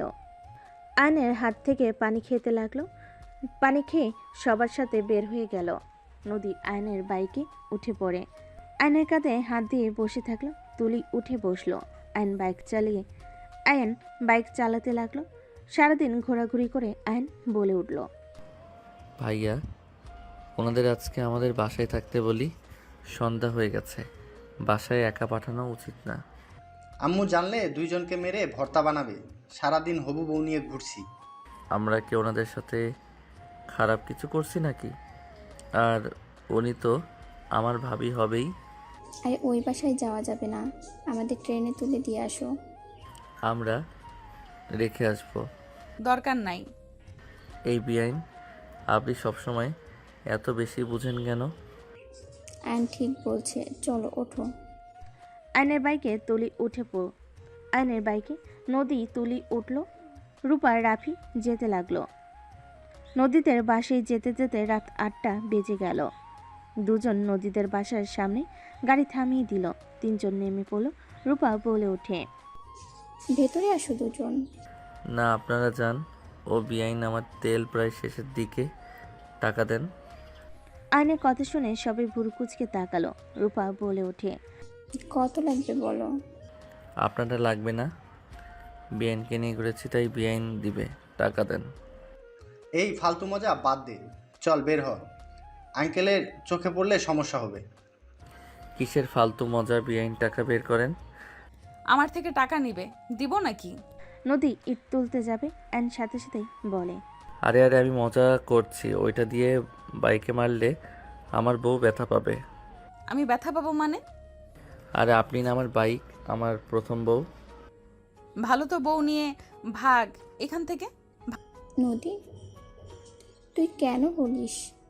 তোমার দেবর হবে জন্য কি মাথায় তুলে রাখবো নাকি? আব্বুকে বলা যাবে? তোমাদের সাথে দেখা হয়েছিল, পরে রেখে গেল। না না, আমি তোমার আব্বুর সামনে যেতে পারবো না, আমার ভয় লাগে ভাই। আয়ান, বাইক ঘোরা। মিথ্যে কেন বলবেন? আঙ্কেল জানে না আপনারা আমাদের সাথে ছিলেন? না, আব্বু জানে, আমার বান্ধবীদের সাথে দেখা করতে গেছি। আম্মু শুধু জানে। বাহ বাহ, মেয়ে তো না, যেন তুলসী পাতা। আল্লাহ আমার মাইয়া দিলে মায়ের মতো যেন একদম হয় না। আয়নের কথা শুনে নদী রেগে মারতে যাবে। আয়ন সাথে সাথে বাইক স্টার্ট দিয়ে পিছনে ঘুরে মুখ ভেঙচি দিল। তুলি ভুরকুচকে তাকিয়ে বলে, এই কাহিনী কি? আপু, তুই কি বেয়াইয়ের উপর ক্রাশ খেয়েছিস নাকি? আমি কিন্তু খেয়াল করেছি তুই বেয়াইয়ের শরীরে ঘ্রাণ নিয়েছিলি, এমনকি বউ জামাইয়ের মতো জড়িয়েছিলি। চুপ কর, কি বলিস? মাথা খারাপ নাকি? ভেতরে চল। তিনজন ভিতরে চলে গেল। আয়ন রাফি বাসায় যেতে যেতে 10টা বেজে গেল। দুজন দরজার সামনে দাঁড়িয়ে কলিং বেল বাজাতেই আয়নের আম্মু দরজা খুলে দিল। দুজন ভেতরে যেতেই আয়নের আম্মু বলল, সারাদিন দুজন কই ছিলেন? আম্মু একটু ঘোরাঘুরি করতে করতে রাত হয়ে গেছে। দুই ভাই কি শুরু করেছেন বলবেন? আপনাদের সাথে 3টা মেয়ে ছিল, কারা ছিল? রাফি ঢোক গিলতে লাগলো। আয়ন বলে ওঠে, আমার বান্ধবী আর আমরা বড় হয়েছি। সেখানে মেয়ে মানুষ বাইকের পিছনে থাকতে পারে, এখানে এভাবে বলার কি আছে? বুঝেছি, নোংরামি বের করছি। তোর বিয়েটার ডেট দিয়ে দেব, দুজনের বিয়ে একসাথে করাবো। মানে কি? আমি বিয়ে করব না। এখন মেয়ে নিয়ে ঘোরার সময়, প্রেম করার সময়। বউ নিয়ে ঝামেলা কাঁধে নিয়ে ঘোরার সময় না। আয়ন কথাটা বলে চলে যেতে নিলে আয়নের আম্মু রেগে বলে, পুরো বাদর হয়েছে, লজ্জা শরম বলে কিছু নেই। কতটা খারাপ মায়ের সাথে কিভাবে কথা বলতে হয় তাও জানে না। মায়ের সামনে এইসব কথা বলতে লজ্জা করছে না? কুত্তা একটা। রাফি ওর আম্মুকে জড়িয়ে ধরে বলে, আম্মু শান্ত হও তুমি। আম্মু শান্ত হও, তুমি তো জানোই আয়ান ওইরকম। ওর কথা ধরে লাভ আছে, চলো ভিতরে যাই। রাফি ওর আম্মুকে শান্ত করে নিয়ে যেতে লাগলো। আইন রুমে গিয়ে ফ্রেশ হয়ে উপর হয়ে শুয়ে পড়ে ঘুমিয়ে গেল। 1 মাস পর আইন নদীকে টান দিয়ে এক রুমে নিয়ে গিয়ে খাটের উপর ফেলে দিয়ে বলল, ওই ছেলেটার সাথে নাচলে কেন? দুলা ভাইয়ের বন্ধু হয়, আর আমি যেহেতু বিআইন হই সেখানে এইসব হবেই। কিসের বেআইন? তুমি আমার স্ত্রী। আমার স্ত্রী হয়ে পর পুরুষের সাথে এত ঘষাঘষি করতে পারবে না। আমি বিয়ে মানি না, সেখানে তো তোমার স্ত্রী। বিয়ে মানো বা না মানো, তুমি নিজেও ভালো করে জানো আমি তোমার হাজব্যান্ড। আমার সাথে বেশি বুঝো না, বেশি বুঝলে কিন্তু বাচ্চার মা বানানোর ব্যবস্থা করে দিব। আইনের কথা শুনে নদী রেগে সজোরে থাপ্পড় মেরে দিয়ে বলে, ছি, কি জঘন্য ভাষা! কি করবি তুই? হ্যাঁ, কাপুরুষ কোথাকার! জোর করে শরীর পাবি, ভালোবাসা কোনোদিনও পাবি না। আয়নের রাগ হতে লাগলো। আয়ন নদীকে ধাক্কা মেরে সোজা দরজা লাগিয়ে দিয়ে দিল। নদী বলে ওঠে, আয়ান দেখো, আমি কিন্তু চিৎকার দিব। আমার সাথে উল্টাপাল্টা কিছু করার চেষ্টাও করো না, আমি কিন্তু চিৎকার দেব। আয়ান আইন রেগে কোনো কিছু না বলে সোজা নদীর উপরে ঝাঁপিয়ে পড়ল। নদী চিৎকার করার আগেই আইন নদীর ঠোঁট নিজের দখলে নিয়ে নিল। আইন রাগের বশে নদীর শাড়ির আঁচল খুলে বুকের উপর থেকে ফেলে দিয়ে ঠোঁটে স্পর্শ দিতে লাগলো। নদী সরিয়ে দেওয়ার চেষ্টা করতে লাগলো। আইনের শক্তির সাথে নদী পেরে উঠল না। আইন নদীকে আদর করতে লাগলো। নদীর চোখ দিয়ে পানি গড়িয়ে পড়তে লাগলো। নদীর আগে কষ্টে চুপ থেকে চোখের পানি ফেলতে লাগলো। আইন আদর করতে করতে ক্লান্ত হয়ে নদীর উপর শুয়ে থাকলো। আইন ঘড়ির দিকে তাকাতেই আইন নদীর উপর থেকে উঠে বলে, এইটা করতে বাধ্য করলে আমি ভুলে তোমার সাথে শারীরিক সম্পর্ক করে ফেলছিলাম। সেদিন আমি তোমাকে বিয়ে করি, তারপরও তুমি আমাকে যা না তাই বলছো। আমি ভুল করছিলাম। আমি তো তোমাকে ভালোবাসি, তুমি নিজেও বাসতে, সেখানে কেন এমন করো? আমি ভুল করছিলাম, কতবার ক্ষমা চাইছি। কেমন ভালোবাসো যে ক্ষমা করতে পারো না? আইনের কথাই নদী বলে ওঠে, চলে যাস কেন? আয়, আবারও ঝাঁপিয়ে পড়। তুই আবারও প্রমাণ করলি তুই আমাকে না, আমার শরীরকে ভালোবাসোস। একদম ঠিক, তোমাকে আসলে ভালোবাসি না, আমি তোমার শরীরকেই ভালোবাসি। কি করবে? হ্যাঁ করো। ছি, এই কথা স্বীকার করতে লজ্জা লাগে না? না, একদম লাগে না। সবাই শরীরকে ভালোবাসে, কয়জন মনকে ভালোবাসে? মন দিয়ে কি হবে যদি শরীর না পায়? বাবা যদি না হতে পারি? আইনের কথা শুনে নদী রাগে দুঃখে বলে, স্টপ আয়ান, প্লিজ স্টপ করো, প্লিজ চুপ করো। আমি আর তোমার কোনো কথাই শুনতে চাই না। তুমি একটা নোংরা মনের মানুষ। তোমাকে জীবনে ভালোবেসে বিশ্বাস করে বড় ভুল করেছিলাম। আজ সেই ভুলের মাসুল আমাকে দিতে হলো। ঠিক, আমাকে ভালোবেসে আসলে ভুল করছো। আমি নোংরা মনের মানুষ। শুনো, তোমার যেটা ভালো লাগে ওইটাই ভালো। শুধু একটা কথা মাথায় রাখবে, আমি তোমাকে ভালোবাসি, আর আমার লাইফে শুধু তুমি আছো আর তুমি থাকবে। চুপ, ওই মুখে ভালোবাসার কথা একদম বলবে না। এটা কখনোই ভালোবাসা হতে পারে না। যেইটাই ভালো লাগে ওইটাই ভাবো। শুধু একটা কথা মনে রাখো, তুমি আমার না হইলে কারো হবে না। আইন কথাটা বলে নিজের পোশাক ঠিক করে বের হয়ে গেল। নদীর শাড়ি ঠিক করে কান্না করতে লাগলো। আইন রুম থেকে বের হয়ে গেল। নদী অনেকক্ষণ কান্না করে রেগে রুম থেকে বের হয়ে গেল। নদী সোজা নিচে চলে গেল। নিচে গিয়ে আয়নের কাজিনদের সাথে নাচতে লাগলো। নদীকে পাগলের মতো সবার সাথে নাচতে দেখে সবাই অবাক হয়ে গেল। তুলি নদীকে টান দিয়ে বলতে লাগলো, আপু কি করছো? পাগল হয়ে গেছো নাকি? এভাবে ছেলেদের সাথে নাচতে লজ্জা করে না? আব্বু আম্মু দেখলে জানে মেরে ফেলবে। ছাড় আমাকে। নদী তুলিকে সরিয়ে দিয়ে ছেলেগুলোর সাথে বিচ্ছিরিভাবে নাচতে লাগলো। রাফি রূপা দুজন বসে থেকে বলতে লাগলো, তোমার বোনের আবার কি হলো? ওইভাবে নাচছে কেন? বুঝতে পারছি না, এর মাথায় কখন কি ঢোকে আল্লাহ ভালো জানে। ইচ্ছে করছে ঠাস করে থাপ্পড় মেরে আসি, নতুন বউ বলে কিছু করতেও পারছি না। রাফি রূপা কতগুলো বলতে লাগলো। নদী ড্রিঙ্কসের বোতল নিয়ে ড্রিঙ্কস করতে লাগলো আর শাড়ির আঁচল ফেলে দিল। সবাই অবাক হয়ে তাকালো। আইনের আব্বু আম্মু, নদীর আব্বু আম্মু থ হয়ে গেল। নদীর আব্বু রেগে নদীর কাছে গিয়ে চুল ধরে ঠাস ঠাস করে থাপ্পড় মেরে দিল। নদীর আব্বু রেগে বলে ওঠে, এভাবে নোংরামি করতে লজ্জা লাগে না? তোকে আমরা এই শিক্ষা দিয়েছি? নদী কান্না করতে করতে বলে, আব্বু আমি একটা খারাপ মেয়ে, আমার কাছে এটা কম বিষয়। নদীর কথা শুনে নদীর আব্বু রেগে মারতে যাবে। নদীর আম্মু টান দিয়ে নিজের কাছে দিয়ে বলল, নদী কি হয়েছে? এসব কি বলছিস? মাথা খারাপ হয়ে গেছে তোর? সবাই কী সব বলছে? মান সম্মান শেষ করে দিবি নাকি? নদী ওর আম্মুকে ধাক্কা দিয়ে সরিয়ে দিয়ে বলে, আমি তো মান সম্মান রাখি নাই আম্মু, আমাকে আমার মতো থাকতে দাও। আমি ভালো মেয়ে নই, আমি পতিতালয়ে কাজ করব এখন থেকে। নদীর কথা শুনে নদীর আম্মু থাপ্পড় মারতে যাবে আর নিজেকে কন্ট্রোল করতে না পেরে নদীর কাছে গিয়ে হাত ধরে টান দিয়ে নিজের কাছে নিয়ে এসে শাড়ির আঁচল তুলে দিল। ড্রিঙ্কসের বোতল হাত থেকে কেড়ে নিয়ে বলল, তুমি কি চাচ্ছ? কি শুরু করছো? কি করতে চাইবো? তুই তো সব করছিস, আমাকে কি করতে দেস? আমি তো পতিতালয়ে যাওয়ার জন্য রেডি আছি। নদীর কথা শুনে আর রাগে দুঃখে সজোরে থাপ্পড় মারল। সবাই চমকে উঠল। নদী নিচে পড়ে গেল। নদী ব্যথায় কান্না করতে করতে বলে, থাপ্পড় কেন মারছিস? পারলে মেরে ফেল, আমাকে থাপ্পড় কেন দেস? ও আমি তো খারাপ মেয়ে, আমাকে তো থাপ্পড় মারা উচিত। মার, তুই তো ভালো ছেলে। নদীর কথাগুলো বলে পাগলের মতো হাসতে লাগলো। আর রাগে দুঃখে ড্রিঙ্কসের বোতলের দিকে তাকিয়ে নদীকে টান দিয়ে তুলে বলল, এটা মার নিজের রাগ কমা, মার আমাকে। আমি তোর মতো নাকি যে মারতে যাব? ছাড় আমাকে, আমি নাচবো। আয়ান, তুই কেন নদীকে মারছিস? বিয়াইন, নদীকে নিয়ে রুমে যান। আমি কোথাও যাব না, আমি নাচবো, আমার নাচতে ইচ্ছে করছে। আমার হাত ছাড়, ছাড় আমাকে। নদী আয়নের হাত থেকে সরানোর চেষ্টা করতে লাগলো।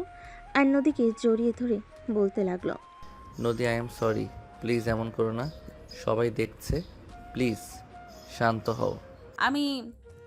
আমার কাছে কেন ক্ষমা চাচ্ছিস? আমি তো ব্যবহার করা মেশিন। ছাড় বলছি, আমার শরীর আমি সবাইকে দেখিয়ে বেড়াবো। ছাড় বলছি। নদী প্লিজ চুপ করো। নদীর আব্বু নদীকে টান দিয়ে সামনে নিয়ে এসে থাপ্পড় মারতে লাগলো। চুলের মুঠো ধরে মারতে গেলেই নদী হাসতে লাগলো। নদী হাসতে হাসতে বলল, আব্বু আমাকে যত ইচ্ছা মারো, আমি তোমাকে কিচ্ছু বলবো না। আব্বু আমি অনেক খারাপ মেয়ে হয়ে গেছি। আব্বু আমি তোমাকে অনেক ধোঁকা দিয়েছি। তুমি আমাকে যত ইচ্ছা মারো, আমার ভেতরের কষ্টগুলো কাছে এসব মার কিছুই না। আমার নিঃশ্বাস বন্ধ হয়ে গেলে আমি খুশি হব। আব্বু তোমাকে ধোঁকা দেওয়ার শাস্তি আমি প্রতিনিয়ত পাচ্ছি। আমাকে মারো আব্বু। নদীর কথা শুনে নদীর আব্বু ছেড়ে দিল চুল। নদীর আব্বুর চোখে পানি চলে আসলো। নদীকে সোজা করে দাঁড় করিয়ে বলে, নদী, কি হয়েছে মা তোর? এমন পাগলামি কেন করছিস? তোর মনের ভিতরে কিসের এত কষ্ট? মা বল না, তোর আব্বুকে বল কি হয়েছে, কেন এমন উল্টাপাল্টা কাজ করছিস?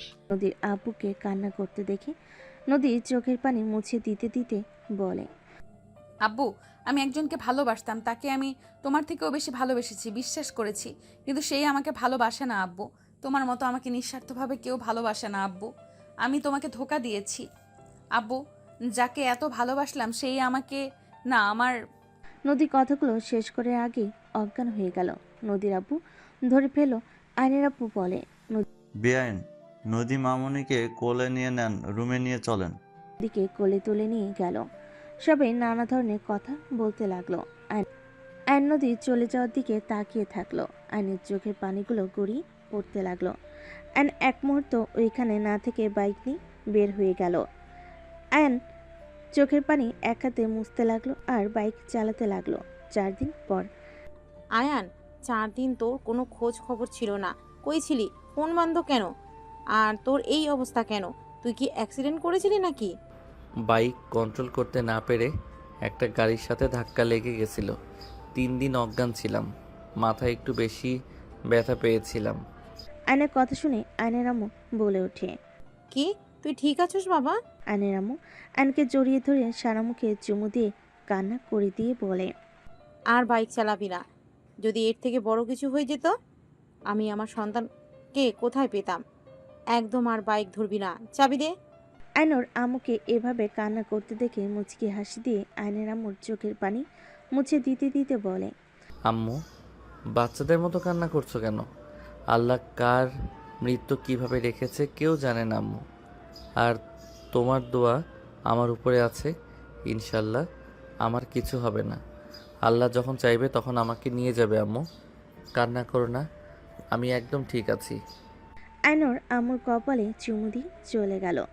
শির বইতে গেলে দেখে রূপা রাফি আয়নকে দেখে চমকে গেল। আয়নকে বলে ওঠে, আয়ান, কি হয়েছে তোর? মাথায় ব্যান্ডেজ করা, হাতে ব্যান্ডেজ করা, কি হয়েছে তোর? অ্যাক্সিডেন্ট করেছিল, 4 দিন অজ্ঞান হয়েছিল। তারপরও বাইকের চাবি ছাড়বে না। যার যা ইচ্ছে করুক, আমার কি তাতে? কথাগুলো বলেই কান্না করতে লাগলো।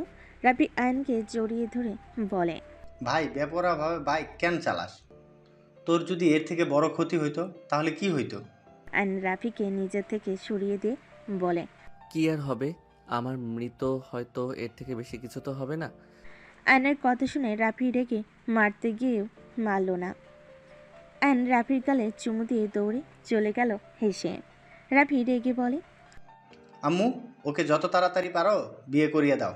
বউ আসলে তখন বউয়ের আঁচল ধরে থাকবে। এমন ফালতু কথা তখন আর বলবে না। বিয়ে না করলে কিভাবে করাবো? জোর করে করাবে। হ্যাঁ, জোর করিয়ে অন্যজনের মেয়ের জীবন নষ্ট করি। ওই যে ছেলে যা জিদ ধরে ওইটাই করে। একবার যদি বলে বউ হিসাবে মানে না, তাহলে ওই মেয়ের কি হবে বুঝতে পারছিস? ওর দিকে ঘুরেও তাকাবে না। এটাই তো ঝামেলা, খালি জিদ নিয়ে থাকে, তেরা কোথাকার। আমার কাজিন আছে, দেখতে মাশাল্লাহ। আপনারা চাইলে আয়ানকে দেখাতে পারেন, ইনশাল্লাহ আয়ানের পছন্দ হবে। ও দেখতে অনেক সুন্দর, ব্যবহারও অনেক ভালো। কোনটা? ওই যে সোনালি না কি নাম, ওই মেয়েটা? জি, ফিরনের দিনে তো এসেছিল। হ্যাঁ, মেয়েটা মাশাল্লাহ, যেমন দেখতে তেমন সুন্দর তার ব্যবহার। কিন্তু ওই রাজি হবে না দেখতে যেতে। আমরা তো যাচ্ছি, আয়ানকে আমি আমাদের বাসায় নিয়ে যাই। ওখানে গিয়ে আমার কাজিনও তো থাকবে। ওর পরীক্ষা শেষ, দুজন দেখা কথাবার্তা বলতে বলতে আশা করা যায় পছন্দ হবে। সব বুঝলাম, আয়ান কি ওই মেয়েকে পছন্দ করবে নাকি? পছন্দ করবে না কেন? আমার দেবর দেখতে খারাপ নাকি? আমার দেবর মাশাল্লাহ, সব দিকে পারফেক্ট। ওকে নিয়ে যেতে হবে, এখন রাজি করতে হবে। তুমি জোর করলে আশা করা যায় শুনবে, আর না শুনলে একটা প্ল্যান করা যায়। কি প্ল্যান? আয়ানকে বলবো আমি যেতে পারছি না, তোর ভাবিকে নিয়ে যা। আর তোমাদের গ্রামের বাড়িতে যাবে, সেখানে গিয়ে কিছুদিন থাকবে। আমি গিয়ে তোমাদের দুইজনকে নিয়ে আসবো। আরে ধ্যাত, তোমাকে রেখে গেলে আমার দাদিমারা আমাকে বাসা থেকে বের করে দিবে। আয়ানকে কিভাবে নিতে হয় ওটাই আমি দেখে নেব। সাইড দাও, কাজ করব। রূপা রান্নাঘরে চলে গেল। আয়ন রুমে বসে থেকে চোখের পানি ফেলতে লাগলো। আয়ন চোখের পানি মুছতে মুছতে ভাবতে লাগলো, না, আর কোনো চোখের পানি না, আমি স্পর্শ করেছিলাম দেখে ওই এত মানুষের মাঝে নিজেকে পতিতালয় খারাপ মেয়ে নিজেকে ভাবলো। ওকে আমি ডিভোর্স দিব, পেপারগুলো সাইন করে নেই। আয়ন পাঞ্জাবির পকেট থেকে ডিভোর্স লেটার বের করে সাইন করে দিল। সাইন করে আলমারিতে লুকিয়ে রেখে আয়ন হাতের মাথার ব্যান্ডেজ খুলে শার্ট প্যান্ট নিয়ে গোসল করতে চলে গেল। গোসল করতেই ক্ষত জায়গায় জ্বলতে লাগলো। আয়ন গোসল তাড়াতাড়ি শেষ করে শার্ট প্যান্ট পরে নিয়ে বের হইলে দেখে ওর ভাবি রুমে বসে আছে। আয়ন বলে ওঠে, ভাবি কিছু বলবেন? আয়ান, আমরা গ্রামে যাব, তুমিও আমার সাথে যাবে? এইটাই শেষ কথা, এখন তুমি বলো যাবে নাকি? যদি না যাও তাহলে ভেবে নেব তুমি আমাকে বোন বা ভাবি হিসেবে ভালোবাসো না। তুমি আমাকে পছন্দ করো না, আমাকে ঘৃণা করো। রূপার কথা শুনে আয়ন ভুরু কুচকে তাকিয়ে বলে, ভাবি, এইসব কি বলেন? যা বলছি একদম ঠিক। এখন তুমি ভেবে দেখো কি করবে। ভাবি, আমার এই অবস্থায় কিভাবে যাব? সমস্যা নাই, তোমার সেবা করার জন্য তোমার ভাই আমি আছি তো। আরে ধ্যাত ভাবি, নতুন নতুন বিয়ে হয়েছে, কোথায় হানিমুনে যাবেন তা না করে গ্রামে যাবেন, আবার এই কাটা ছেঁড়া মানুষকে নিয়ে। আমি এত কিছু শুনতে চাই না। তোমার হাতে ছিঁড়ে যাওয়া জায়গা কিছুটা তো শুকিয়ে গেছে, কয়েকদিনই ঠিক হয়ে যাবে। আচ্ছা আমাকে বলেন তো, আপনাদের মাঝে হাড্ডি হয়ে যে কি হবে? আমি গেলে অশান্তি হবে, আমি যেখানে যাই সেখানে ঝামেলা হয়। অত কিছু আমি বুঝি না, আর কোনো কিছু শুনতেও চাই না। আচ্ছা ধরলাম গেলাম, আঙ্কেল আন্টি আপনার ফ্যামিলি মানুষজন কেমন চোখে দেখবে আমাকে বোঝেন। সবাই বলবে ছেলেটা কি বেহায়া ভাই ভাবির সাথে চলে এসেছে। পেঁচিয়ে কথা বলে লাভ নাই, আব্বু আম্মু নিজেও বলেছে ওয়েট কল দে। রূপার আব্বুকে কল দিলে নদীর আব্বু কল রিসিভ করে বলে, হ্যাঁ রূপা মা, বল। আব্বু আয়নকে নিয়ে গেলে নাকি এই সবাই ওকে বেহায়া বলবে, এই জন্যই ও যাবে না। তুমি ওর সাথে কথা বলো তো। রূপা আয়নের কাছে দিল। আয়ন নদীর আব্বুর সাথে কথা বলতে লাগলো, আর রূপা ব্যাগে আয়নের সব কিছু গুছিয়ে তুলতে লাগলো। আয়ন কথাগুলো শেষ করে রূপার কাছে দিলে রূপা বলে, খাবার খেয়ে বের হব। ভাবি, তারপরও আমার ভালো লাগছে না, প্লিজ। বুঝেছি, আমাকে ঘৃণা করো। ওকে, যাওয়া লাগবে না। ধ্যাত ভাবি, বারবার কি বলেন? আপনাকে ঘৃণা কেন করব? তাহলে তাড়াতাড়ি রেডি হয়ে আসো। রূপা চলে গেল। আয়ন উপায় না পেয়ে আয়ন খাটে বসে পড়ল। হঠাৎ করে টেবিলের দিকে চোখ গেল। আয়ন চলে গেল, টেবিলের সামনে বসে চিঠি লিখতে লাগলো। লেখা শেষ করে কাগজটা ছিঁড়ে নিল। ডিভোর্সের কাগজ দুইটা একসাথে করে ব্যাগের ভিতর রেখে দিল। আয়ন রেডি হয়ে নিচে চলে গেল। সবার সাথে খাবার খেয়ে আয়নুর আব্বু আম্মু থেকে বিদায় নিয়ে বের হয়ে গেল। স্টেশনে নামিয়ে দিলে তিনজন নেমে সোজা ট্রেনে উঠে পড়ল। আয়ন বাহিরের দিকে তাকিয়ে থাকলো। রাফি রূপা নিজেদের মতো গল্প করতে লাগলো। আয়ন ভাবতে লাগলো, আমরা তিনজন যাচ্ছি, নদী কোথায়? ওনার সাথে তো দেখা করতে হবে। ভাবিকে জিজ্ঞেস করব নাকি? আয়ন রূপার দিকে তাকাতেই রূপা বলে, কিছু বলবে? আঙ্কেল আন্টি যাবে না? ওরা সবাই আগে চলে গেছে। ও আচ্ছা। আয়ন আর কিছু বলল না। গ্রামে পৌঁছাতে পৌঁছাতে রাত হয়ে গেল। 8টার সময় ট্রেন থেকে নামলো। আয়ন কাঁধে ব্যাগ নিল। রাফি ওদের লাগেজ নিয়ে যেতে লাগলো। আয়ন রূপা রাফির পিছন পিছন যেতে লাগলো। একটা সিএনজি ভাড়া করে তিনজন উঠে পড়ল। বাসার সামনে নামিয়ে দিলে রাফি ভাড়া দিল। রূপা আয়নকে বলল, আসো। আয়ন রূপার সাথে যেতে লাগলো। সদর দরজা নক করলে দরজা খুলে দিল কাজের লোক। তিনজন ভিতরে গেল। রূপা সবার সাথে জড়িয়ে ধরে কুশল বিনিময় করলো। সাথে রাফিও সবার সাথে কুশল বিনিময় করলো। আয়নকে দেখে নদী অন্যদিকে ঘুরে তাকালো। রূপা আয়নকে সবার সাথে পরিচয় করিয়ে দিতে লাগলো। তুলি বলে ওঠে, আয়ন ভাইয়া, তোমার কি হয়েছে? আয়ান, তুমি 4 দিন কই ছিলে? আর তোমার কি হয়েছে? অ্যাক্সিডেন্ট করছিল, 4 দিন নাকি হসপিটালে অজ্ঞান হয়েছিল। মাথায় ভালোই ব্যথা পেয়ে হাতে অনেকটা ঝরে গেছে, আর রুমে একা একা থাকবে তাই টেনে নিয়ে চলে এসেছি। রূপার কথা শুনে দাদিমা বলে ওঠে, ভালো কাজ করছো, মাশাআল্লাহ। আমার তো বয়ফ্রেন্ড হিসাবে অনেক পছন্দ হয়েছে। রাফির দিক থেকে নজর সরিয়ে নিয়ে আয়ান তুমি আমার বয়ফ্রেন্ড হবে? দাদিমার কথা শুনে আয়ান সাথে সাথে হেসে দিল। আয়ান দাদিমার সামনে হাত ঢুকে বসে পড়ল। ডিয়ার, অল্প বয়সের সাদা চুলওয়ালা মাইয়া, আপনি কি আমার অল্প বয়সের গার্লফ্রেন্ড হবেন? আয়নের কথা শুনে সবাই হাসতে লাগলো। দাদিমা আয়নের হাতে হাত রেখে লজ্জায় মুখ বানিয়ে বলে, হ্যাঁ হ্যাঁ, আমি আপনার গার্লফ্রেন্ড হতে চাই। আয়ন হেসে উঠে পড়ল। আয়ন বলে ওঠে, উফ ভাবি, এত সুন্দর গার্লফ্রেন্ডকে লুকিয়ে রাখছিলেন কেন? গার্লফ্রেন্ড এখানে লুকিয়ে আছে দেখে তো আমি সুন্দর গার্লফ্রেন্ড পাচ্ছিলাম না। যাক, এখানে এসে ভালোই হইল, গার্লফ্রেন্ড পাইলাম অল্প বয়সের। আয়নের কথা শুনে সবাই হাসতে লাগলো। হঠাৎ করে সিঁড়ি দিয়ে নামা মেয়েটার দিকে চোখ গেলে আয়ন চমকে গেল। আয়নকে দেখে মেয়েটা চোখ বড় বড় করে ফেল। আয়নকে দেখে মেয়েটা বলে ওঠে, মিস্টার আয়ান, আপনি এখানে? আপনি এখানে? এটা আমার বাসা, আমি এখানে থাকবো না তো কোথায় থাকবো? আপনি কি আমার ফ্যামিলির কাছে বিচার দিতে এসেছেন নাকি? কিসের বিচার? আমি এখানে ঘুরতে এসেছি, আর আপনি এই বাড়ির মেয়ে। আগে জানলে কখনোই এই বাড়িতে পা রাখতাম না। কি হয়েছে আয়ান? সোনালির সাথে তোমার আগে দেখা হয়েছিল নাকি? আমার বেয়াদ্দপ একটা ছেলে। আপু আমাকে থাপ্পড় মেরেছিল রাস্তায়। আয়ন কি বলে? থাপ্পড় খাওয়ার কাজ করলে মানুষ থাপ্পড় মারবেই। আমি চাইলে কিন্তু আমার প্রতিশোধ আমি নিতে পারি। মামনি, যা হবার হয়েছে। আয়ান রূপার দেবর হয়। সোনালি অবাক হয়ে বলে, এমন খচ্চর ছেলে দুলাভাইয়ের ভাই কিভাবে হয়? ভাবি আপনার কি হয়? চাচাতো বোন। ও, যাই হোক, আপনার সাথে ঝগড়া করার কোনো ইচ্ছে আমার নাই। এখানে ঘুরতে এসেছি, কারোর সাথে ঝামেলা চাচ্ছি না, শান্ত হয়ে থাকতে চাচ্ছি। তুলি, আয়ানকে নিয়ে যা। তুলি আয়নকে নিয়ে চলে গেল। সোনালি চলে গেল। রূপা বলে ওঠে, যাক বাবা, এই দুটোর সাথে আগেই ঝামেলা হয়ে আছে। বিয়ে কথা বাদ দেই, এদের দ্বারা বিয়ে করানো সম্ভব না। বিয়ে মানে? আয়ানের সাথে সোনালির বিয়ে ঠিক করতে চাইলাম। ওদের দুজন একে অপরের সাথে কথা বললে দুজন একে অপরকে পছন্দ করবে। উল্টা দেখি এদের মাঝে ঝামেলা বেজে আছে। নদীর দাদিমা হেসে বলে, আরে ঝগড়ার পরে ভালোবাসা আছে। ওর দাদুকে তো আমি আগে সহ্য করতে পারি নাই। আস্তে আস্তে তাকে কিভাবে ভালোবেসে ফেলেছিলাম, তাকে ছাড়া কিছুই বুঝতাম না। ও মা গো, দাদিমা তুমি দাদুকে আগে সহ্য করতে পারতে না? রূপার কথা শুনে দাদিমা লজ্জা পেয়ে গেল। সবাই কথা বলতে লাগলো। এদিকে আয়ন তুলির কথা বলতে লাগলো। আর বলো না, তোমার কাজিন একটা ফালতু অহংকারী মেয়ে একটা।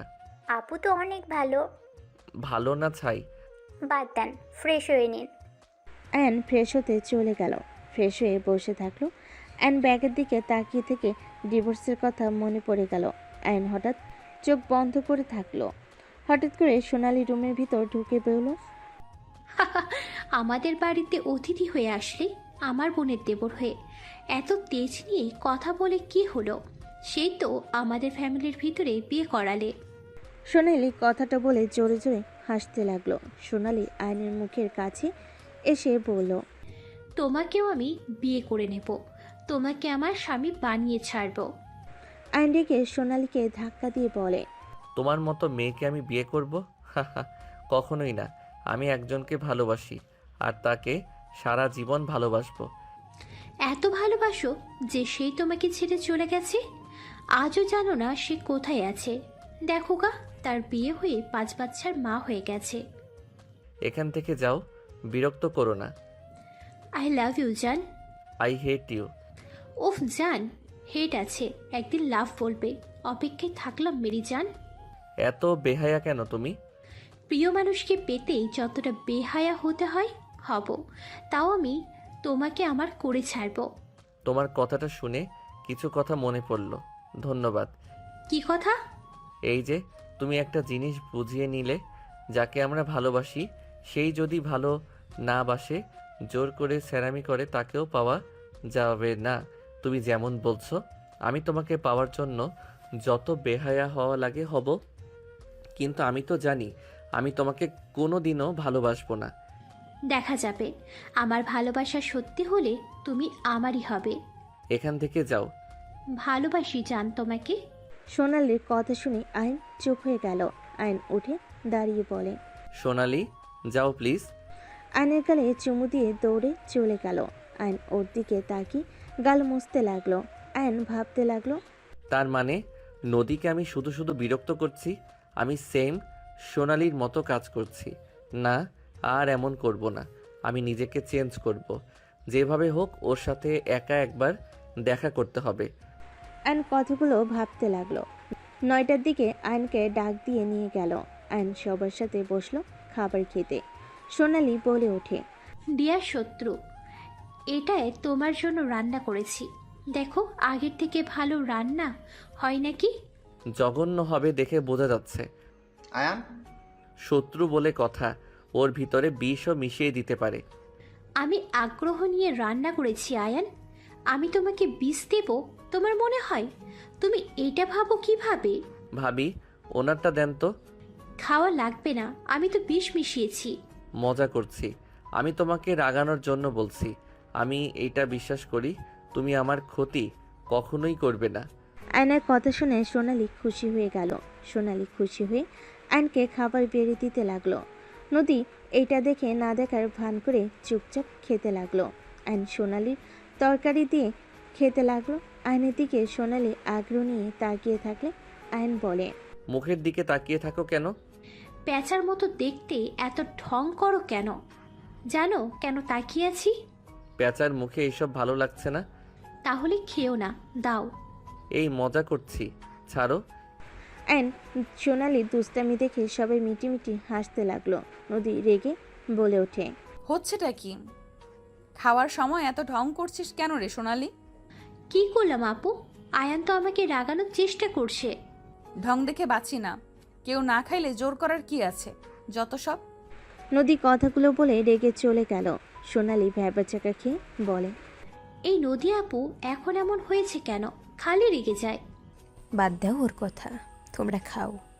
সবাই মিলে খেতে লাগলো। খাওয়া শেষ হলে আয়ন হাত ধুয়ে উঠে চলে গেল। রুমে গিয়ে হাঁটাহাঁটি করে ঘুমিয়ে গেল। সকালে সোনালির ডাকে ঘুম ভেঙে গেল। আয়ন লাফ দিয়ে উঠে বলে, কি হইছে, ডাকছো কেন? কত ঘুমাবে? ওঠো, ফ্রেশ হয়ে নাও। সকালের গ্রামটা ঘুরতে অনেক ভালো লাগবে তোমার। ওঠো। যাও, আমি আসছি। আয়ন উঠে ফ্রেশ হতে চলে গেল। ফ্রেশ হয়ে সোনালির সাথে বের হয়ে গেল। সোনালির সাথে সারাদিন ঘুরে দুপুরে বাহিরে খেয়ে বাসায় চলে আসলো। বাসায় আসলে নদী বলে ওঠে, কি রে সোনালি, দিন দিন বেহায়া হয়ে যাচ্ছিস নাকি? একটার পর একটা পুরুষের সাথে সারাদিন কোথায় ছিলি? পরপুরুষ হবে কেন? ও তো আমার ফ্রেন্ড হয়। প্রথম দিনে তো দুজন যেভাবে উঠলি দেখে তো মনে হইল একে অপরকে সহ্য করতে পারস না। আমি করতে পারি, ও আমাকে করতে পারে না। ইনশাল্লাহ আস্তে আস্তে আমাকে সহ্য করতে পারবে। আয়ান রুমে যাও। আয়ন রুমে চলে গেল। রূপা সোনালিকে বলল, সোনালি সত্যি করে বলবি আয়ানকে তোর কেমন লাগে? হঠাৎ এই প্রশ্ন কেন? উত্তর দে। ভালোই লাগে। কেমন লাগবে? ও আচ্ছা, যা। সোনালি চলে গেল। নদীর রাগ হতে লাগলো। নদী সোজা চলে গেল সাদে। সোনালির আম্মু আয়নকে খেতে ডাকলে সোনালি বলে ওঠে, আমরা খেয়ে এসেছি আম্মু, কেউ খাবে না, ঘুমাতে গেলাম। সোনালি রুমে ঢুকে পড়ল। সবাই যার যার রুমে চলে গেল। সবাই ঘুমিয়ে গেলে নদী আয়নের রুমে চলে গেল। রুমে গেলে দেখে আয়ন শুয়ে থেকে ফেসবুকিং করছে। নদীকে দেখে আয়ন বলে, ও আপনি এসেছেন? কি পেয়েছিস তুই? সোনালির শরীর টেস্ট করার ইচ্ছে হয়েছে নাকি? আমার কাজিনের যদি কিছু হয় আয়ান, তোকে আমি জেলের ভাত খাওয়াবো। আমার থেকে খারাপ কেউ হবে না। আমি এতদিন কিছু বলি নাই, আমাকে ভাবিস না সরল, আমি কিচ্ছু করতে পারবো না। নদী আয়নকে অনেক ধরনের কথা বলতে লাগলো।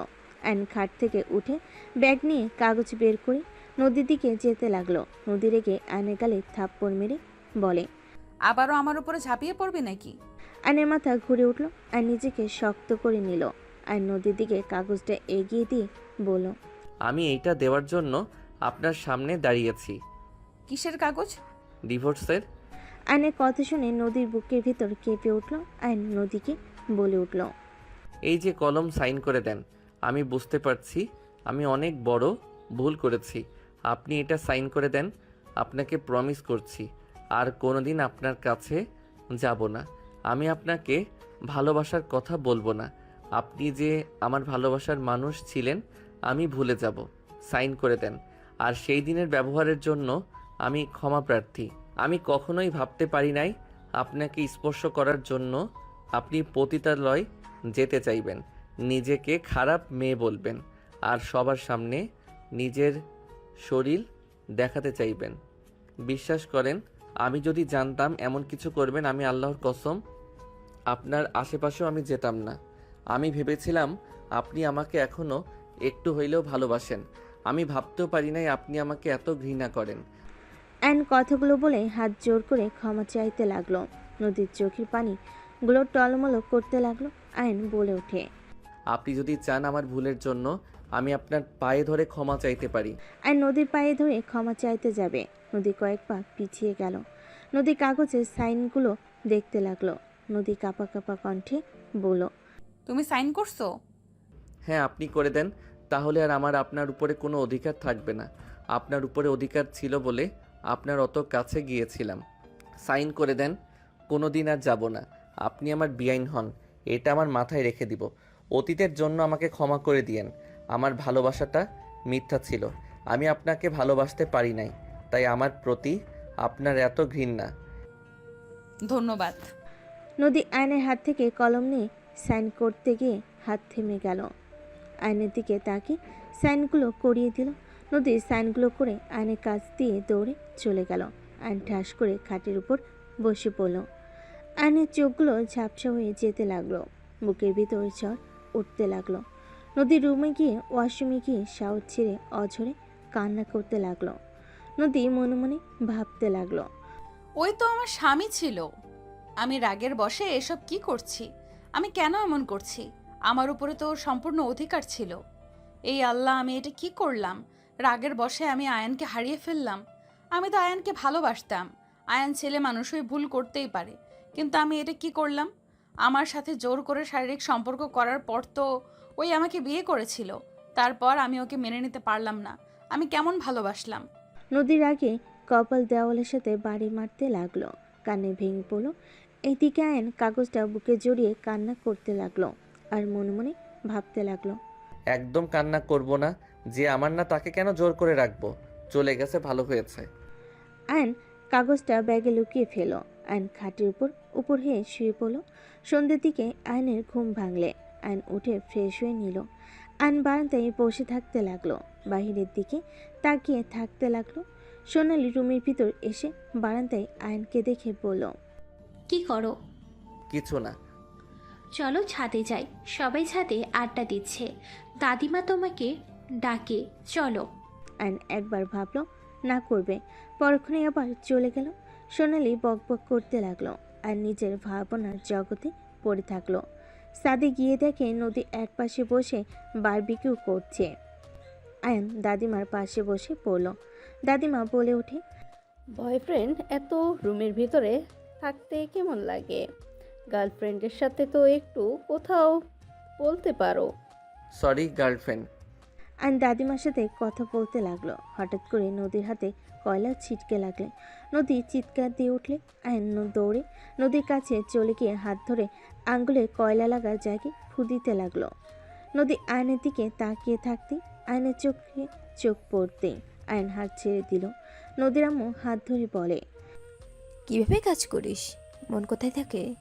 সব কাজই উল্টে পাল্টা করে ফেলিস। নদী আয়নের দিকে তাকিয়ে আছে। আয়ন ওইখান থেকে চলে গেল। তুলি দৌড়ে গিয়ে মলম নিয়ে এসে নদীর হাতে দিতে লাগলো। রূপা সোনালি বাকি কাজ করতে লাগলো। নদী আয়নের পাশে বসলো। আয়ন ওর থেকে কিছুটা সরে বসলো। নদী আয়নের দিকে তাকিয়ে আছে। নদীর চোখের পানিগুলো টপ টপ করে পড়ে যাবে এমন অবস্থা। আয়ন সবার সাথে আড্ডা দিতে লাগলো, সবার সাথে মজা করতে করতে খেতে লাগলো। সবাই মিলে অনেক রাত পর্যন্ত আড্ডা দিল। সবাই যার যার রুমে গিয়ে ঘুমিয়ে গেল। সকালে ঘুম ভাঙলে দেখে সোনালি তাকিয়ে আছে। আয়ন লাফ দিয়ে উঠে পড়ল। ওই, এভাবে এত কাছে এসে বসে আছো কেন? তোমাকে ডাকতে এসে তোমার ঘুমন্ত চেহারাটা যা দেখতে না, কি বলবো, মন চাইলো সারাদিন তোমাকে দেখে যাই। এত তাড়াতাড়ি উঠে পড়লে কেন?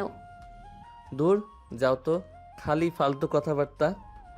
আচ্ছা চলো তাড়াতাড়ি ফ্রেশ হয়ে নাও, নদীর পাড়ে যাবো আজকে। ও হ্যাঁ, আমি তো কিছু ছবি তুলতে চাইছিলাম। ওয়েট, আমি ফ্রেশ হয়ে আসছি। আয়ন কথাটা বলে চলে গেল।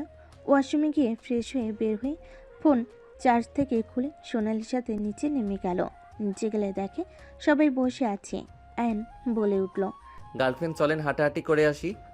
আয়নের কথা শুনে সবাই বলে, আমার কি সেই বয়স আছে? তোমরা যাও। ওকে থাকেন। আয়ন সোনালির সাথে বের হয়ে গেল। নদী ওদের চলে যাওয়ার দিকে তাকিয়ে থাকলো। সোনালি আয়ন সারাদিন ঘোরাঘুরি করে সন্ধ্যার দিকে বাসে চলে আসলো। আয়ন গেট দিয়ে সোনালিকে নিয়ে কথা বলতে বলতে আসতে লাগলো। কি ব্যাপার, গাড়িটা কেমন চেনা চেনা লাগছে? আমাদের গাড়ি না তো। আব্বু আম্মু এসেছে মনে হয়। আয়ন কথাটা বলে যে আরেকটু আগাতে যাবে, সাথে সাথেই আয়ন বলে ওঠে, আহ সোনালি, দেখো তো কি কামড় দিল। সোনালি আয়নের পায়ের দিকে তাকাতে দেখে সাপ চলে গেল। সোনালি জ্বরে চিৎকার দিয়ে বলল, আয়ান, তোমাকে সাপে কামড় দিয়েছে। তেমন কামড় দেয় নাই, ভিতরে চলো। বসা করে ঢুকতেই সাথে সাথে আয়নের মাথা চড়ক দিল। আয়ন মাথা ঘুরে পড়ে যেতে নিবে, সাথে সাথে সোনালি ধরে বলে, আব্বু কাকু, আয়ানকে সাপে কামড় দিয়েছে। সোনালির চিৎকার শুনে সবাই দৌড়ে এসে আয়নকে ধরে সোফায় শুয়ে দিল। রাফি আয়নের আব্বু আম্মু আয়নের কাছে চলে আসলো। আয়নের হাত পা ঠান্ডা হয়ে আসতে লাগলো।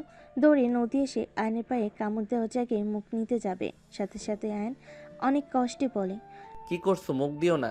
নদী পাগল হয়ে গেছোস নাকি? সর ওইখান থেকে, ওর হাত পা বাঁধতে হবে। নদী কারোর কথা না শুনে আয়নের কাটা জায়গা থেকে বিষ চুষতে লাগলো। সবাই চিল্লিয়ে উঠল। নদীর আব্বু টান দিলে নদী বলে ওঠে, আব্বু আমাকে ছাড়ো, আয়নের হাত পা ঠান্ডা হয়ে যাচ্ছে। নদী, তুমি কি করছো? তুমি মারা যাবে তো। এইটা নিয়ে পাগলামি করো না, আয়ানকে হসপিটালে নিয়ে যেতে হবে। আয়ান কিচ্ছু হবে না আমি থাকতে। আয়ান, তুমি চোখ বন্ধ করো না। আয়ান, চোখ খুলে রাখো। আয়না ওঠার চেষ্টা করতে গিয়েও পারল না। আয়নের চোখ দিয়ে পানি গড়িয়ে পড়তে লাগলো। রূপা নদীকে টান দিলে নদী বলে, আমাকে ছেড়ে আপু, আয়নের কিছু হইলে আমি নিজেকে ক্ষমা করতে পারবো না। নদীর কথাগুলো বলে সাথে সাথে পড়ে গেল। আয়ন ওঠার চেষ্টা করলে পারল না। সবাই দুজনকে ধরে নিয়ে যেতে লাগলো। হসপিটালে পৌঁছে গেলে দুজনকে নিয়ে নার্স চলে গেল। আয়নের আম্মু নদীর আম্মু কান্না করতে লাগলো। সোনালি মনে মনে ভাবতে লাগলো, আমি তো ভালোবাসি, অথচ আমি আয়ানের শরীর থেকে বিষ তোলার সাহস তো দূর, কল্পনাও করতে পারলাম না। আর সেখানে নদী আপু জানে সে মারা যেতে পারে, তারপরেও নদী আপু কীভাবে আয়ানের শরীর থেকে বিষ বের করতে পারে? সোনালি কথাগুলো ভাবছিল। আয়নকে চিকিৎসা করতে লাগলো, এদিকে নদীকেও চিকিৎসা করতে লাগলো। আয়ন বিপদমুক্ত হয়ে গেল। আয়নের জ্ঞান ফিরতেই আয়নের আব্বু আম্মু সবাই দেখা করতে আসলো। আয়ন বলে ওঠে, নদী কোথায়? নদী ঠিক আছে তো? নদী ঠিক আছে, তুই শান্ত হ। আম্মু, আমি নদীর কাছে যাব। নদী কোথায়? আয়ন উঠতে যাবে, সুই খুলে ফেলো। আয়ন সবাইকে সরিয়ে দিয়ে রুম থেকে বের হলো। নদীকে খুঁজতে লাগলো। তুলি বলে উঠল, আপু এই কেবিনে আছে। আয়নের মাথা চড়ক দিতে লাগলো। আর নিজেকে শান্ত করে কেবিনের ভিতর চলে গেল। নদীকে দেখে আয়ন দৌড়ে গিয়ে নদীকে জড়িয়ে ধরল। নদী থমকে গেল। সবাই অবাক হয়ে তাকিয়ে থাকতে লাগলো। আয়ন কান্না করতে করতে বলতে লাগলো, আমাকে তো ঘৃণা করো, তাহলে আমার জীবন বাঁচাতে গিয়ে নিজের কথা কেন ভাবলে না? তুমি তো ভালো করে জানো তোমার মৃত ও হতে পারত। তুই সব জেনে কেন আমাকে বাঁচাতে এত বড় রিস্ক কেন নিলে? কথার উত্তর দাও, কেন নিলে? আমি তো ভালো ছেলে না, আমি তো খারাপ ছেলে। আমার মতো জঘন্য ছেলেকে কেন বাঁচালে তুমি? আয়ন কথাগুলো বলে কান্না করতে লাগলো। নদীর চোখ দিয়ে পানি পড়তে লাগলো। নদী আয়নের গাল দুইটা ধরে বলতে লাগলো, খারাপ তো আমি তোমাকে এত কষ্ট দিলাম, তারপরও তুমি আমাকে ভালোবেসে গেলে। আর আমি তোমাকে শুধু কষ্ট অপমান করে গেলাম। তারপর তো তুমি আমার বিপদে পাশে থাকার চেষ্টা করো। আমি তোমাকে ভালোবেসে বাঁচাই নাই, আমি তোমাকে বাঁচিয়েছি তিলে তিলে মারার জন্য।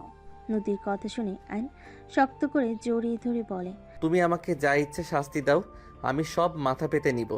নদী, তুমি চাইলে আমি তোমাকে কোনো দিনও টাচ করব না। তুমি তাও আমাকে ছেড়ে যাও না। আমি তোমাকে ছাড়া বাঁচতে পারবো না। তুমি যা বলবে আমি তাই শুনবো। তাও তুমি আমাকে একবার সুযোগ দাও তোমার আশেপাশে থাকার। আমি তোমাকে প্রমিস করছি, আমি কোনো দিনও তোমার ইচ্ছের বিরুদ্ধে কিছু করব না। আমি তো সেই দিন রাগের বশে ওইগুলো বলেছিলাম। তুমি এতটা কষ্ট পাবে আমি কখনোই ভাবতে পারি নাই। প্লিজ আমাকে ক্ষমা করে দাও। আর নদীর দুহাত জড়িয়ে ধরে কান্না করতে লাগলো। সবাই ওদের দিকে তাকিয়ে আছে। নদী কান্না করতে করতে বলে, আমাকে তুমি ক্ষমা করে দাও। আমি রাগের বশে কি করেছি না করেছি আমি নিজেও জানি না। আয়ান, আমি এইটুকু বুঝেছি, আমি তোমাকে আজও সেই আগের মতোই ভালোবাসি। তোমার পাশে অন্য কাউকে সহ্য করার ক্ষমতা আমার নাই। তোমাকে অন্য কোনো মেয়ের সাথে দেখলে আমার মাথা ঠিক থাকে না। আমার মনে হয় আমি তোমাকে ছেড়ে চলে যাব। তুমি আমাকে ভালোবেসো না। আমার নদী আর কিছু বলতে যাবে, সাথে সাথে আয়ন মুখে আঙ্গুল দিয়ে চুপ করিয়ে দিয়ে বলল, কিছু বলার দরকার নাই। আমি তোমার অনুমতি ছাড়া কিছু করব না। প্রমিস। আর আমি হাজার নারীর সাথে থাকলেও আমি তোমাকে কল্পনা করি সবার মাঝে। আমি তোমাকে ভালোবাসি আর তোমাকে মৃত্যুর আগ পর্যন্ত ভালোবেসে যাব। আয়নের কথা শুনে নদী আয়নকে মারতে লাগলো আর বলতে লাগলো, চুপ কর, তুই মোটেও আমাকে ভালোবাসোস না। তুই সোনালির সাথে সকালে ঘুরতে যাস, সারাদিন ওর সাথে থাকোস, তুই ওর সাথে সব সময় রুমের ভেতরে থাকোস। তুই একটা লুচ্চা কুত্তা বিড়াল তুই। আর নদীকে থামানোর চেষ্টা করতে লাগলো। আয়ন বলতে লাগলো, আল্লাহর কসম, সোনালির সাথে আমার কোনো সম্পর্ক নাই। আমি নিউ প্রজেক্টের জন্য ছবি তুলতে যাই। মিথ্যা বলবি না, তুই কিসের প্রজেক্টের কাজ করস? তুই তো ফটকা মার্কা ছেলে। লাগছে, ওয়েট, আমি সোনালিকে ডাক দেই। আয়ন পিছনে ঘুরে তাকাতেই দুজন চমকে গেল। নদীর তাড়াতাড়ি করে নিজেকে ঠিক করে নিল। আয়ন কিছু বলার আগেই আয়নের আব্বু বলে ওঠে। এইসব কি আয়ান? আয়ন মাথা নিচের দিকে তাকিয়ে বলে, আব্বু, নদীকে আমি ভালোবাসি। তোর কি মাথা খারাপ হয়ে গেছে? এসব কি বলো? নদীর সাথে তো তোমার পড়ে নাই। নদী তোমাকে সহ্য করতে পারে না, সেখানে দুজন একে অপরকে কিভাবে ভালোবাসলে? গতকালও তো নদী তোমার জন্য সোনালীকে কথা শোনালো। এসব হচ্ছেটা কি? নদী, তুই তো ওকে সহ্য করতে পারোস না, আর আয়ান তোর ছোট, তুই কিভাবে এই কয়েকদিনের ভেতরে ওকে ভালোবেসে ফেললি? নদীর সাথে আমার এই কয়েকদিনের পরিচয় না, আমি যখন ইন্টার সেকেন্ড ইয়ারের পড়তাম তখন থেকে ওনার সাথে আমার রিলেশন। আয়নের কথা শুনে সবাই হতভম্ব হয়ে গেল। আয়ন বলে ওঠে, তাহলে সেই ভাগ্যবতী মেয়ে নদী আপু। আপু, তুমি অনেক লাকি। আয়ান তোমাকে অনেক ভালোবাসে, বাট তুমি আয়ানকে কেন ছেড়ে দিয়েছিলে? আয়ানের থেকে সব শুনেছি। আয়ান কখনো নাম বলে নাই। আয়ান তোমার জন্য অনেক মেয়েকে রিজেক্ট করে দিয়েছে, এমনকি আমিও। আয়ানকে আমি ভালোবাসি, কিন্তু আয়ান আমাকে কখনো পাত্তা দেয় নাই। আয়ান শুধু তোমাকে ভালোবাসে। আমি অনেক চেষ্টা করেছি, আজকে বুঝতে পারলাম তোমাকে আয়ান কেন এত ভালোবাসে। তোমাদের দুজনের ভালোবাসার কাছে আমি হেরে গেলাম। আয়ানকে ভালোবাসি মুখে বলি, তোমার মতো সত্যিকারে ভালোবাসতে পারি নাই। সোনালি কথাগুলো বলে চোখের পানি বারবার মুছতে লাগলো। নদীর মাথা নিচের দিকে করেই বলল, সব দোষ আমার। আমি আয়নকে ছেড়ে চলে না আসলে আজ তোকে কষ্ট পেতে হইতো না। আমাকে ক্ষমা করে দিস বোন। কেন ছেড়ে দিয়েছিলে? কেন ছেড়ে দিয়েছিলাম আমি এটা কাউকে বলতে পারবো না, কিন্তু আয়ন যেমনই হোক আমি আয়নকে আজও ভালোবাসি। অনেকবার চেষ্টা করেছি ভুলে যাওয়ার, পারি নাই। আব্বু, আমাকে ক্ষমা করে দিও। নদীর কথা শুনে আয়নের আম্মু বলে, আমি এই ভালোবাসা মানি না। এইটা কোনো কথা হলো? আমিও মানি না। এটা যদি তুলি করতো তাও মেনে নেওয়া যেত। নদীর সাথে আয়ানের কিভাবে প্রেম হয় আমি এটাই বুঝতে পারছি না। আন্টি, প্রেম ভালোবাসা এটা হইতে বয়স দেখে না। আমাদের একে অপরের কোনো সমস্যা না থাকলে তোমাদের কি সমস্যা আমি এটা তো বুঝতে পারছি না। নদী তো 3 বছরের বড়, মাথা ঠিক আছে তোর? 200 বছরের বড় হইলেও আমার কোনো সমস্যা নাই। আমি নদীকে ভালোবাসি আর ওকে ছাড়া কাউকে আমি বিয়ে করব না। আমার লাস্ট কথা। সব দোষ আমার। আমি মেয়েকে মাথায় তুলে ফেলেছিলাম। মাথা থেকে কিভাবে নামাতে হয় সেটাও আমার জানা আছে। এই চল আমার সাথে। নদীর আব্বু নদীর হাত ধরে টেনে নিয়ে যেতে লাগলো। আয়ন হাত ধরে ফেল। নদীর আব্বু বলে, আয়ান, হাত ছাড়ো। সম্ভব না, নদী আমার স্ত্রী। আমি আমার স্ত্রীকে আমার সাথে করে নিয়ে যাব। কিসের স্ত্রী রে? কখন বিয়ে হলো? হ্যাঁ, বিয়ে করব, হবু স্ত্রী তো হয় এখন। দেখেন আঙ্কেল, আন্টি, আব্বু, আম্মু, আমি নদীকে ভালোবাসি। এক কথা বারবার বলবো না। আমি নদীকে না কারো হতে দিব আর না দূরে সরে যেতে দিব। দরকার হইলে একসাথে বাঁচবো, দরকার হইলে একসাথে মরবো। হ্যাঁ আব্বু, হাত ছাড়ো। আমি আর ভুল করতে চাই না। যতদিন বেঁচে আছি ততদিন আমি আয়নের স্ত্রী হয়ে থাকতে চাই। তোমাদের আমাদের মেনে নিতে কষ্ট হইলে আমরা আমাদের মতো চলে যাব। নদীর কথা শুনে টেনে নিয়ে যেতে লাগলো। আয়নের আব্বু আম্মু আয়নকে টেনে নিয়ে যেতে লাগলো। আয়ন বলতে লাগলো, কি করছো তোমরা? আমাকে ছাড়ো, আমি নদীর কাছে যাব। কখনোই না, চল বলছি। আয়নকে টেনে নিয়ে চলে গেল। রাফি বিল দিয়ে চলে গেল। আয়নকে জোর করে গাড়িতে তুলে নিয়ে যেতে লাগলো। আয়ন বারবার বলতে লাগলো, আমি নদীকে ছেড়ে কোথাও যাব না। আমাকে ছেড়ে দাও তোমরা। চুপ, একদম। ওই মেয়েটা এক্সট্রা ফালতু মেয়ে। মান সম্মান তো খেয়েছে, আবার তোর মাথা নষ্ট করেছে। ফালতু মেয়ে কোথাকার। আম্মু প্লিজ, ওর নামে বাজে কথা বলবে না। আমি ভালো করে জানি ওই কেমন। আমার জন্য সবার সামনে পাগলামি করছে, আমি ওকে কষ্ট দিয়েছিলাম। আয়নের কথা কেউ না শুনে নিয়ে যেতে লাগলো। আর এদিকে নদীকে নিয়ে কি রুমে বন্দি করে রেখে দিল। নদী চিলিয়ে বলতে লাগলো, আমাকে আটকেও না, রেখে কোনো লাভ নাই। আয়ান যখন জেনে গেছে আমি ওকে ভালোবাসি, ওই আমাকে নিতে আসবেই।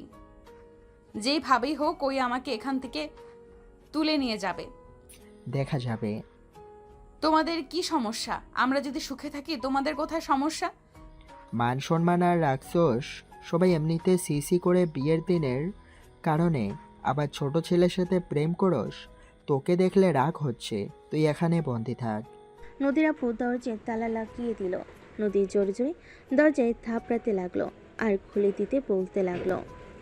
এদিকে আয়ন পাগলামি করলে আয়নের আম্মু আয়নের হাত মাথায় দিয়ে বলল, আল্লাহ কসম, তুই যদি আর পাগলামি করস, নদীর সাথে কোনো সম্পর্ক রাখোস, তাহলে আমার মরা মুখ দেখবি। আমাদের লাশের উপর দিয়ে তোকে নদীর কাছে যেতে হবে। যদি পারো চলে যাও। আম্মু, এইসব কসম কেন কাটছ? আম্মু, আমি নদীকে ভালোবাসি। নদীকে ছাড়া আমি ভালো থাকবো না। কেন বুঝতে পারছো না? চুপ কর, কিসের ভালোবাসা? এইটা আবেগ, ভালোবাসা না। সময় হলে সব ভালোবাসা জানালা দিয়ে পালিয়ে যাবে। তোমরা যেটা আবেগ বলছো ওইটা কখনোই আমার আবেগ না আম্মু। প্লিজ আম্মু, আমাকে নদীর কাছে যেতে দাও। যা, আমাদের দুজনকে মেরে চলে যা, কেউ ঠেকাবে না। আয়নের আম্মুর কথা শুনে আয়ন সামনের সিটের সাথে মাথা বাড়ি মারতে লাগলো। পাগলের মতো কান্না করতে লাগলো। বাসায় চলে গেলে সবাই নেমে পড়লো। আয়ন চলে যেতে নিবে, তখন আয়নের আপু বলে, চলে যাচ্ছিস তো যা, এসে আমাদের লাশও যেন তুই টাচ করস না। আয়নর আমার কথা শুনে গেটে সজোরে খুশি মেরে পাগলের মতো কান্না করতে করতে বলে, তোমরা কেমন বাবা মা? সন্তানের ভালো চাইতে গিয়ে তার সুখ কেড়ে নিতে চাচ্ছ। আয়ন কথাগুলো বলেই দৌড়ে বাসার ভিতর চলে গেল। 7 মাস পর আয়নের আম্মু বলতে লাগলো, আর কত রুমে থাকবি? বের হও। পাগলের মতো আর কতদিন থাকবি? মেয়ে দেখতে যাব, তাড়াতাড়ি দাড়ি কাট, চুলগুলো কাটতে চা। আয়নর আমার কথা কিছুই না বলে বারান্দায় গিয়ে বারান্দার দরজা লাগিয়ে দিল। আয়নের আম্মু আয়নকে ডাকতে লাগলো। আয়ন কিছু না বলে বইয়ের দিকে তাকিয়ে থেকে পড়তে লাগলো। রাফি বলে ওঠে, আম্মু ছাড়ো। আয়ান, তুই কি আমাদের সাথে যাবি নাকি? আমাদের মরা মুখ দেখতে চাস? আয়নর আমার কথা শুনে রাগে দরজা খুলে বলে, কথায় কথায় কেন মরার হুমকি দাও? তোমরা কেমন বাবা মা? কথায় কথায় হুমকি দাও। চলো, কাকে বিয়ে করা লাগবে করব, চলো। আয়ন কথাটা বলে বইটা ছুঁড়ে মারল। শার্ট টান দিয়ে সব বোতাম খুলে ফেলে দিল। আলমারি থেকে শার্ট বের করে পরে নিল। আর নিচে চলে গেল। আয়নের সাথে রাফিওর আম্মু নিচে চলে গেল। রূপা বলে ওঠে, এভাবে যাবে নাকি? হ্যাঁ, এভাবে যাব। আপনাদের কোনো সমস্যা? না, আমাদের সমস্যা হবে। মেয়ে তোমাকে পছন্দ না করলে আমরা কি করব? বৌমা চলো। আয়ন সবার সাথে গাড়িতে উঠে পড়ল। সামনের থেকে নিয়ে পড়তে লাগলো। রূপা বলে ওঠে, খুবই খুবই ভাব তোমার ভেতরে, খুব ভালো। আয়ন প্যান্ট থেকে হেডফোন নিয়ে বের করে কানে দিয়ে জোরে গান দিয়ে শুনতে লাগলো। রাফি, আয়নের আম্মু, রূপা হাসাহাসি করতে লাগলো। 2 ঘন্টা পর গাড়ি থামলে সবাই নেমে পড়ল। রূপা বলে ওঠে, আয়ান নামো। আয়নের শরীরে হাত দিতেই আয়ন সামনের দিকে তাকিয়ে বলে, আমাকে এখানে কে নিয়ে আসলো? আম্মু, ভাইয়া, এসব কি? নেমে কথা বল। এখান থেকে পাত্রীর বাড়িতে যাব। তোমরা যাও, আমি যেতে পারবো না। নামতে বলছি, নাম। রাফি আয়নকে জোর করে নামিয়ে নিয়ে যেতে লাগলো। আয়নের বুকের স্পন্দন ধুকধুক করতে লাগলো। বাসের ভিতরে ঢুকতেই আয়নের চোখে 1 ফোঁটা পানি পড়তে লাগলো। পড়তেই আয়ন চোখ মুছে ফেল। আয়নকে রাফি সোফায় বসিয়ে দিল। আয়ন নিচের দিকে তাকিয়ে থাকতে লাগলো। কানে হেডফোন দিয়ে আয়নের হাত পা কাঁপতে লাগলো। কিছুক্ষণ পর হঠাৎ করে আয়নের কাপা হাতের পর হাত পড়তে আয়ন থমকে গেল। আয়ন নিচের দিকে তাকিয়ে থাকতে লাগলো। আয়নের মুখে হাত দিতে আয়ন হাত সরিয়ে দিল। হাতটা বারবার আয়নের মুখে হাত দিতে লাগলো। আয়ন সরিয়ে দিতে গেলে নদী রেগে বলে, বারবার হাত ছড়িয়ে দিস কেন রে বাল? আমার দিকে তাকাতে তোর কি সমস্যা রে? মেজাজটা খারাপ করে দিবি না তো? নদীর কথা শুনে সবাই ইমোশনাল থেকে বের হয়ে ভুরু কুচকে তাকালো। আয়নার আম্মুর দিকে তাকালেই আয়নের আম্মু ইশারা করে আয়ন নদীর দিকে তাকিয়ে চমকে গেল। আয়ন নদীর দিকে তাকিয়ে কান্না করে দিয়ে বলে, আম্মু, আমাদের কসম আমরা তুলে নিয়েছি। আমাদের ভুল আমরা বুঝতে পেরেছি। তোদের ভালোবাসার কাছে আমরা হেরে গেছি। আনোর আমার কথা শুনে নদীকে শক্ত করে জড়িয়ে ধরে শানুমুখে চুমু দিতে দিতে বলতে লাগলো। তুমি নিজের কি অবস্থা করছো? একদম শুকিয়ে গেছো। ঠিক মতো খাও না নাকি? দূর সর, আলগাপিরি দেখাতে আসিস না। তোর বাচ্চার জন্য কিন্তু খাইতে পারি না, ঘুমাইতেও পারি না, বমি করতে করতে জীবন যাচ্ছে। উনি এসেছে ভালোবাসা দেখাতে। নদীর কথা শুনে আয়ন অবাক হয়ে পড়ল। মানে? মানে মানে কি? যা চাইছিলে সেটাই হয়েছে। নদীর কথা শুনে আয়ন খুশিতে নদীকে শক্ত করে জড়িয়ে ধরলে নদী আয়নকে জড়িয়ে ধরল। আয়ন কান্না করতে নিলে নদী বলে, উফ ছাড়ো তো, দাড়ি চুলের বোন মানুষ লাগছে, ছাড়ো, চুলকাচ্ছে। নদীর কথা শুনে সবাই মিটিমিটি হাসতে লাগলো। আয়ন নদীর নাক টিপে দিয়ে বলে, চিকনা কোথাকার, অন্য কাউকে নিন্দা করতে লজ্জা লাগে না? কি আমি চিকনা? বিয়েটা হোক, কানের নিচে ঠাটিয়ে লাগিয়ে দেব একটা। আমি তো তোমাকে রাগাবই না, মারবে কিভাবে? আমি খুব ভদ্র ছেলে। বাদর ছেলে আপনি। মন চাচ্ছে দাড়ি ধরে ঘোড়ার বিয়ে করতে আসলে মানুষ এমন বিচ্ছিরি হয়ে আসে? সব জায়গায় খালি ঝামেলা করবেই। ও ওয়েট, অন্য মায়াকে বিয়ে করতে এসেছস তাই না? লাঠি কোথায়?